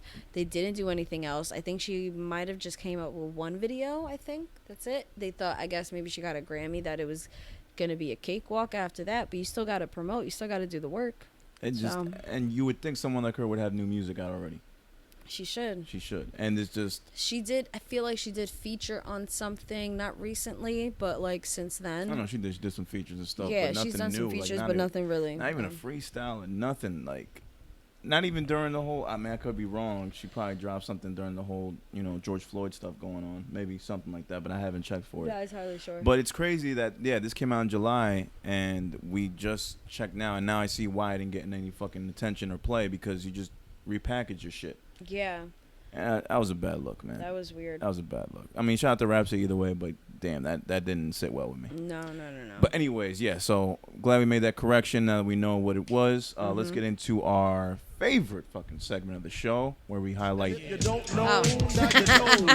too early. No, that's fine. That's perfect. Fine. That works. We highlight the best and brightest inside and outside New Jersey, who we feel that y'all should be checking out. Excuse me, checking up on. Oh my God. Yeah, it's called If You Don't Know. So we got 2 artists each this week, and we're gonna get started with Sade. So Sade, who you got? All right, my first one was actually, if you don't know, when we had Yosanova, friend of the show, Yosanova, on, and it was his If You Don't Know, Dango. Sorry, I had a burp. But yeah, I'm trying to remember where I fucked up on. I think we had so many issues with the video itself. Yeah. So I couldn't even really get it together, and it was just a fucking mess. Ended up being a mess. Not the episode itself. Go check that out. But I've been keeping an eye because I really fuck with his music. I listen back to it. Thank you, Yost, for putting me on and shit, like that whole, like all those fucking artists he's been working with are dope. So this is Dango. Dropped a new track with Junii called How You Feeling. Let me play it.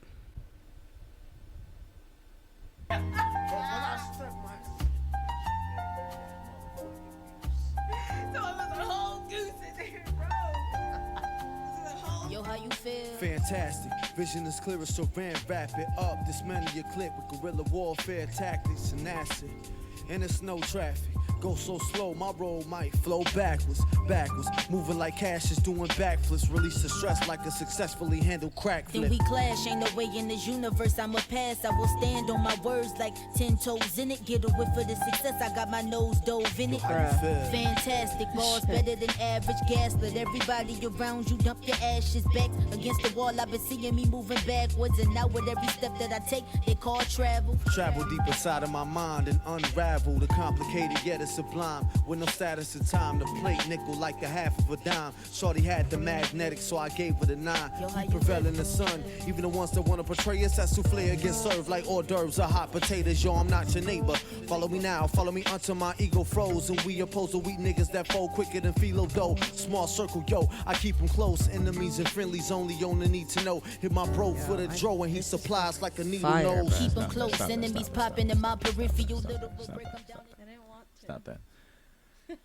Look, man, we just got finished watching the XXL, the godforsaken Cyphers, and then you play some shit like this. Do y'all hear the flows? It's the same beat. The beat's a little slower, right?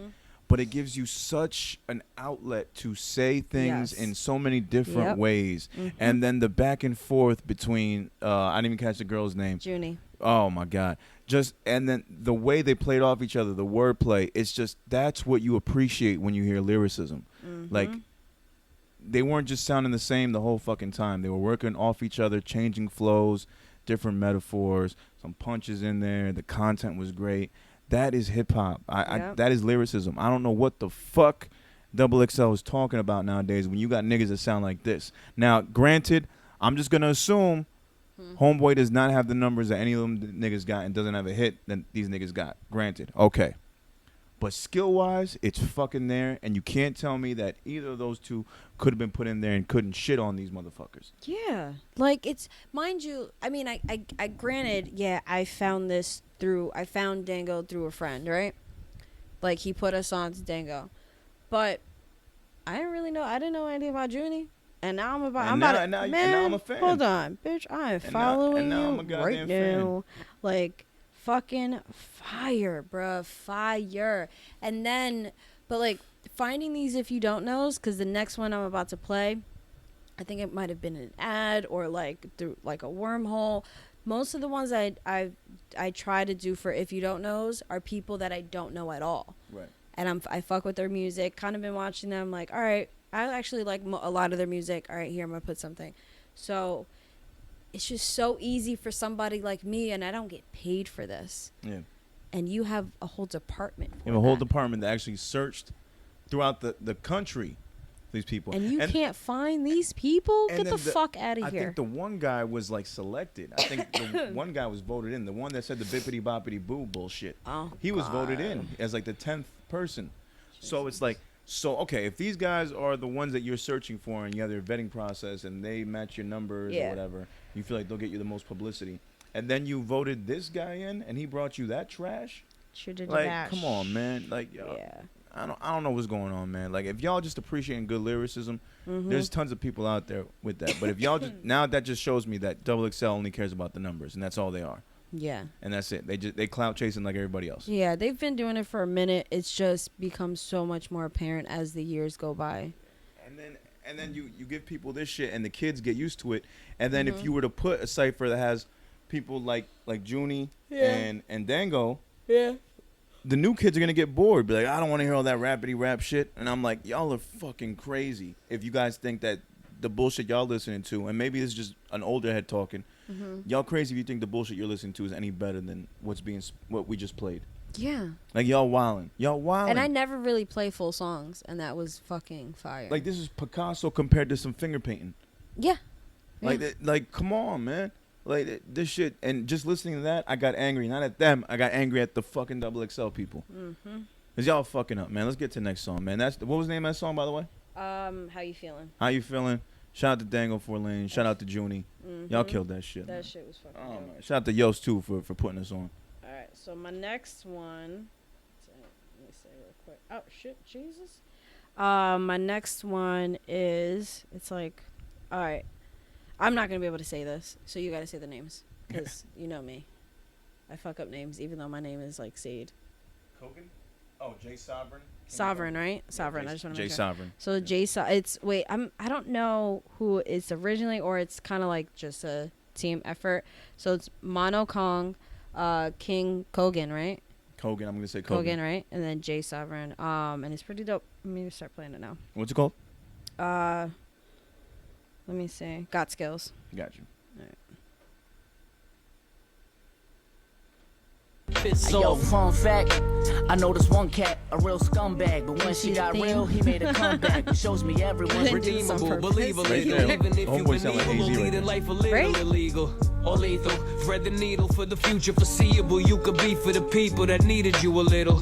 Young and eager, but also uneven a little. A leader who's supposed to bring the balance and equal the middle. Label me stupid, cause lately I'm killing Cupid. Like fuck falling in love, I'd rather be parachuting. Skydiving, rock climbing up on a high island. Cop diamonds and like a virgin, I'm a pop homage. Y'all allergic to my flow like it's penicillin. My pen is killing a bunch of the women who find my sex appealing.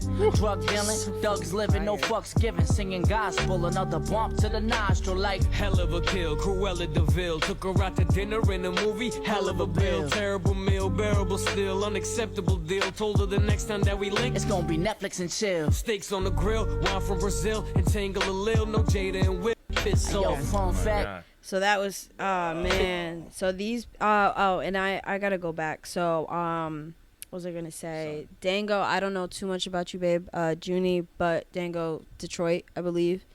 We're trying to, right? He's from Detroit. And then that song you can only find on Bandcamp right now. This song right here, Got Skills, you can find everywhere.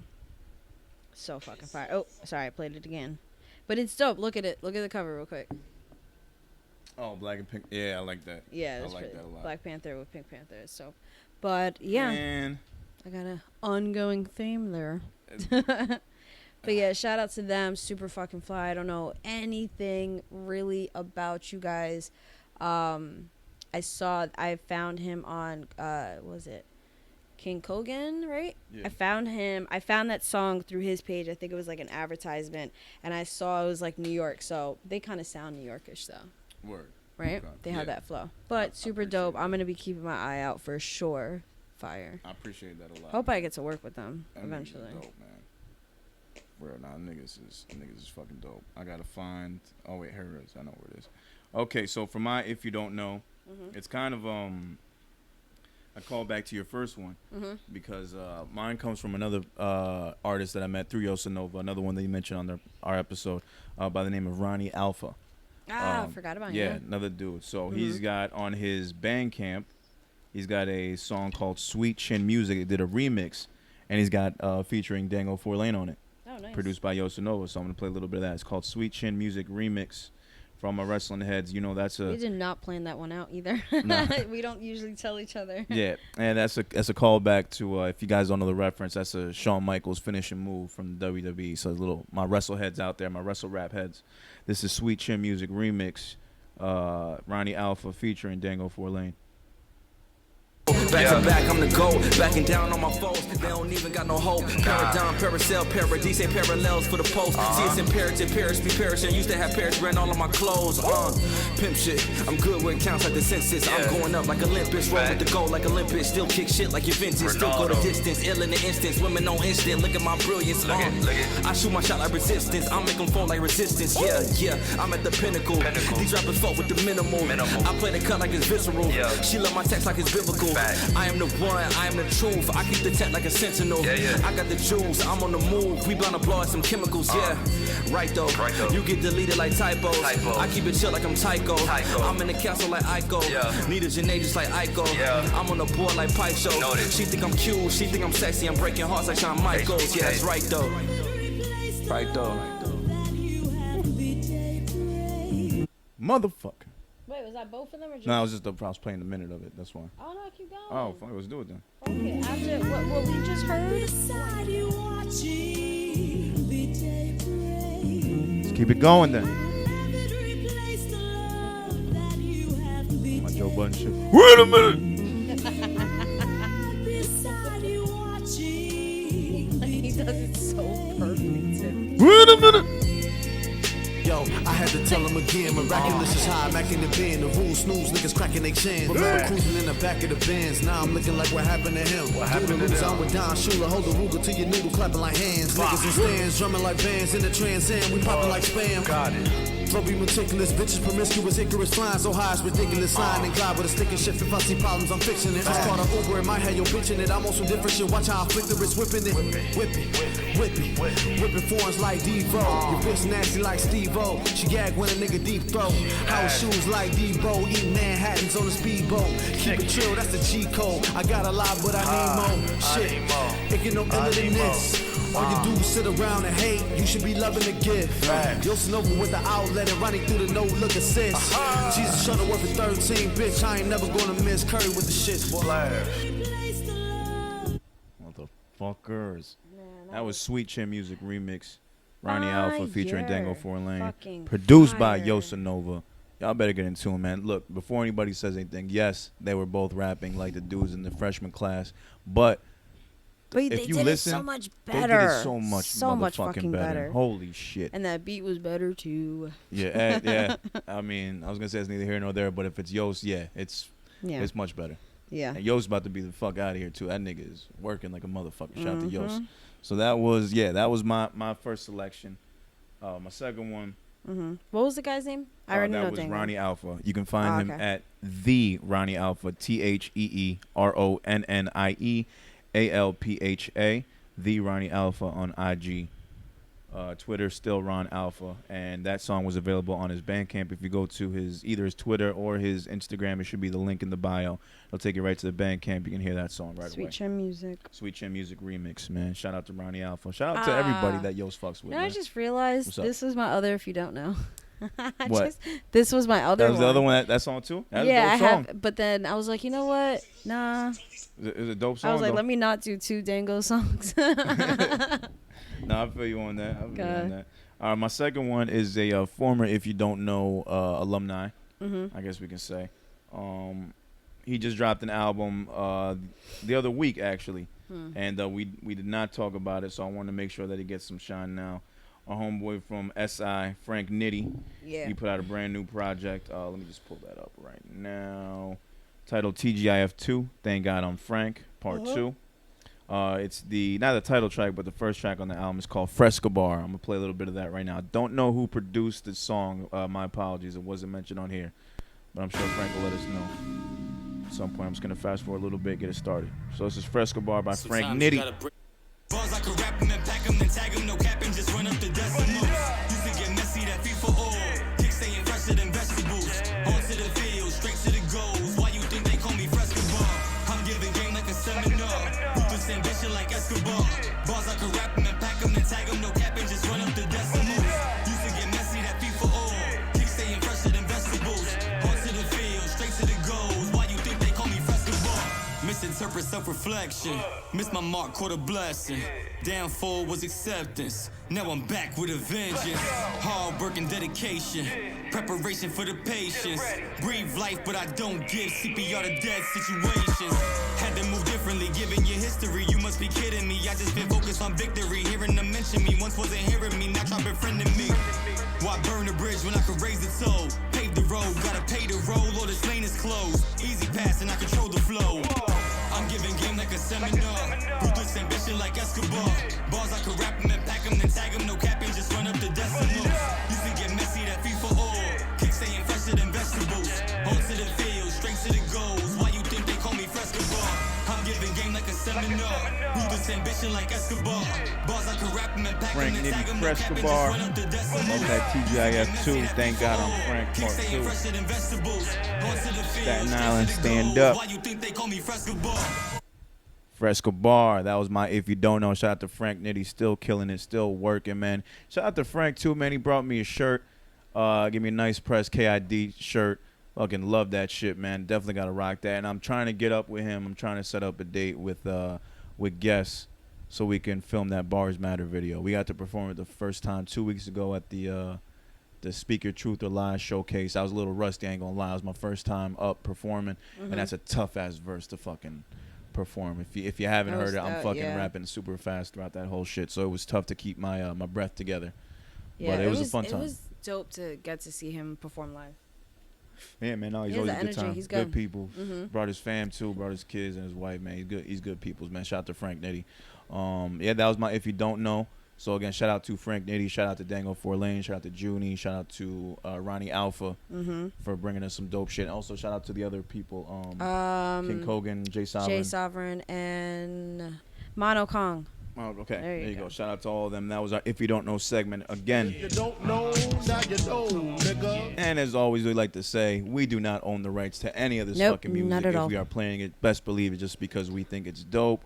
We want to shout you out. We fuck with your vision. That's it. We're not trying to get anything just showing some love. Just showing some love. That would have been the next name of the shit If You Don't Know. Just showing some love. If we changed it. Oh yeah, that would have been a nice change for the name if we did just showing some just love. showing some love. Yeah. Just showing some love. We gotta find a soundbite for that. Yeah, it would just be me saying that. Hey, just showing some love. I think that would be easier for people to be like, oh, name a segment. Hey, we got a segment called Just Showing Some Love. I thought you were talking about the name of the episode. Oh, no. But if people don't understand, if you don't know, what do you mean if you don't know? Like, just showing some love.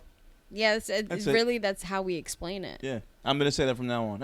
It's this segment, Just Showing Some Love. Just showing love. We shout you out, we play your song, we tell people where to find you. Love and light. You don't got to say nothing else. Yeah, love and light. Just love and light. That's a third option. Love and light. Love and light.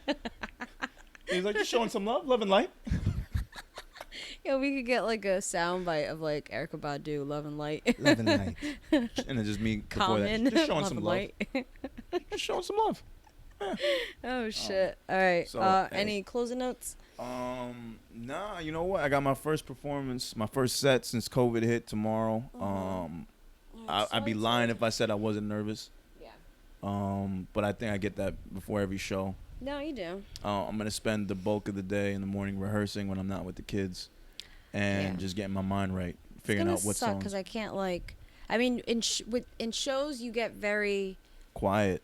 You do, but when Focused. you're not, like, you'll joke around if you're not performing. Yeah. I'm not gonna have my bestie tomorrow. Yeah, I'm gonna be very, very in my own element tomorrow. Yeah. Like, I'll be talking to people, but I'm gonna be like very, very like quiet and just out of the way. You still want to drink though? I'll drink, but not as much. So I'll make you one bottle. Yeah, maybe one bottle. I'm like bringing this. I feel like I'm bringing like nutcrackers and shit. Coquitos and shit. Yeah, it's Get it nutty. I gotta have a little bit. I feel like though the past 2 times I went and I drank with you, I got a little loose and I was getting loud. But I feel like that's me, anyways. No, that's. I mean, I'm trying to think. The last one, I think you just had one. But the last time you weren't like that. You weren't all loose. I mean, I've been debating with myself too. Like as I'm getting older, like I gotta like not be so vocal and loud with people. I think people have a perception of me already as like the loud guy.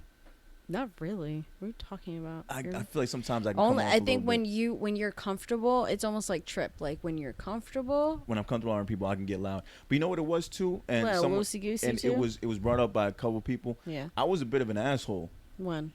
2 weeks ago. Like I was very sarcastic, very dry. Like I was talking to the people, but it got to a point where I was a little bit overbearing. Really? Yeah. When? I felt like during my performance. Not my performance, during Guess and Frank's performance. Like I was just I was a little bit lost out there. I was kind of rusty. I didn't know what I was doing. It was also your first show. And I was like, it was getting to the point where like Guess had a wireless mic, I had a wired mic, and we kind of kept bumping into each other. Yeah, you had to end switching. Well, the switch thing was whatever, but we kept bumping into each other. Okay. Yeah. And it's just like, all right, this is rusty. There was no rehearsal, obviously. Mm-hmm. And I just felt a little lost. And when that happened, I was a little off. And then there was a point where, and I hate to say that I was bothered by it, but I guess I kind of was, where I was doing midnight. Yeah. And some people just straight up got up and walked out during the middle of my verse. Like 5 people that were sitting down got up and walked out. Oh. And it was, I couldn't stop them in the middle of my verse and say, hey, where you going? Yeah. I had to rap. But it just. Well, that was also a tough and weird the crowd. Was a tough crowd.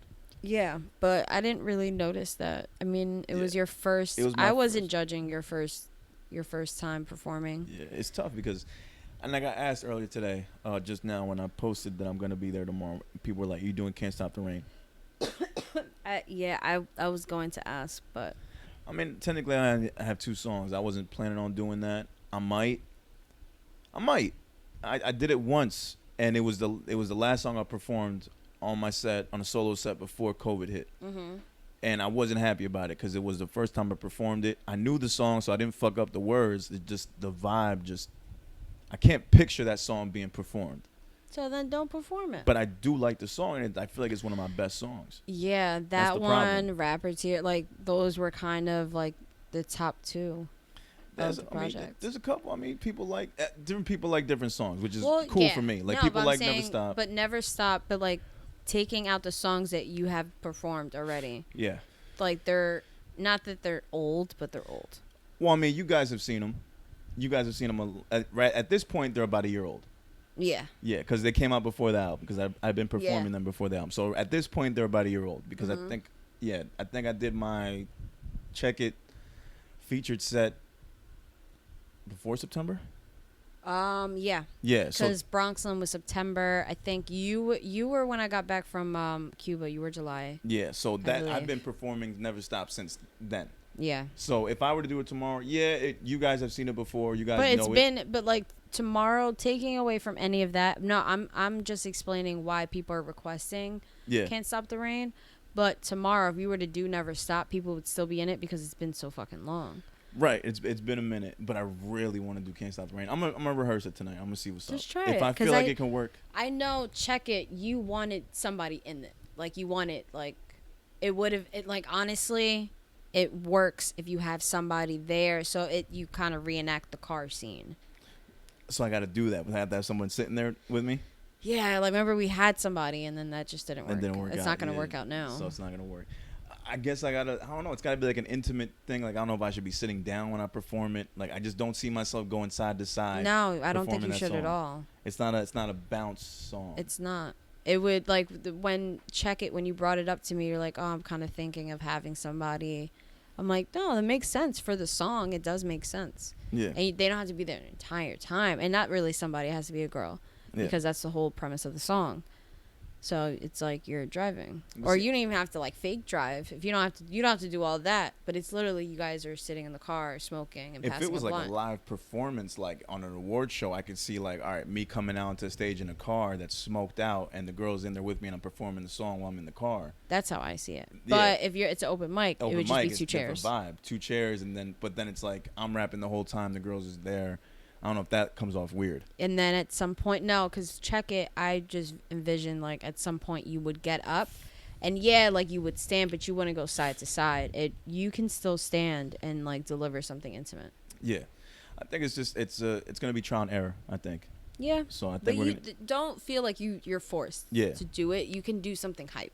Yeah. Like, I mean, you have 2 choices, so you can do 2 like hyped shit. If I get an extra song, I'll try it out. Yeah. If anything, I mean, you can just practice it out. Yeah. And like see what fits. We have to eventually do that video. I'm gonna do it a couple times live at home tomorrow and just see how it feels. And if I can feel like I can translate it well enough on stage, then I'll do it. Yeah. So I'll have it in the tuck ready. Because you alone doing it, and like if you're sitting down, you can't reenact doing that, like passing the blunt back and forth. Yeah. Like you would need somebody with you. If not, then you just be sitting there doing it. But I'm like, Had to like pass around the vape you pen. literally could just pass around the vape pen. And just have her hitting it and just be like, just talking shit. Yeah. But then I need her to be like, you can't stop the rain. In between all that shit, that would be dope. We should find a singer. Okay, sorry. Okay. No, we gotta that's continue. another thing, because that part in the song is where I'm worried too, like if it doesn't come out right. Yeah. No, then you know what? Don't do it tomorrow. I got a lot to think about. Yeah, so we're going to think about it. All right, you got any closing thoughts? My closing notes. Keep these ghetto, goofy bitches away from me, please. Please. If that isn't my mantra of my life. Nah, you got to put that on a shirt. No, we definitely do. Ghetto, goofy bitches away from me, please. Love it. No, Mikey. I just thought about Mikey, goofy bitches. It's funny. Yeah, goofy bitches. Shout out to Mikey. Goofy bitches. And that's it. I'm good. All right, so you already know where you can find us at the Lyrical Fix Pod on IG. Make sure to follow us and listen to us on Anchor, Audio Max, Spotify, YouTube, and Apple Podcasts as well. I hate the fact that we had to mention Spotify after all that shit, but shit, it's being played on there. We're not getting the bag from them anyway, so whatever. Make sure to like, rate, comment, subscribe. Give us the 5-star ratings out on YouTube. Make sure we hide out on these podcast streets. You can always catch the If You Don't Knows, catch the full episodes, and catch the clips as well on the IG as well as the YouTube site. Make sure we got all the past episodes, all 54 episodes from the back, and some crossover. I think we got does that count? The Lyrical Fix La Cocina crossover, does that count as an episode? I have it. Wait. No, I do have it as an audio, so they can find it on Spotify. So does that count as like an extra episode?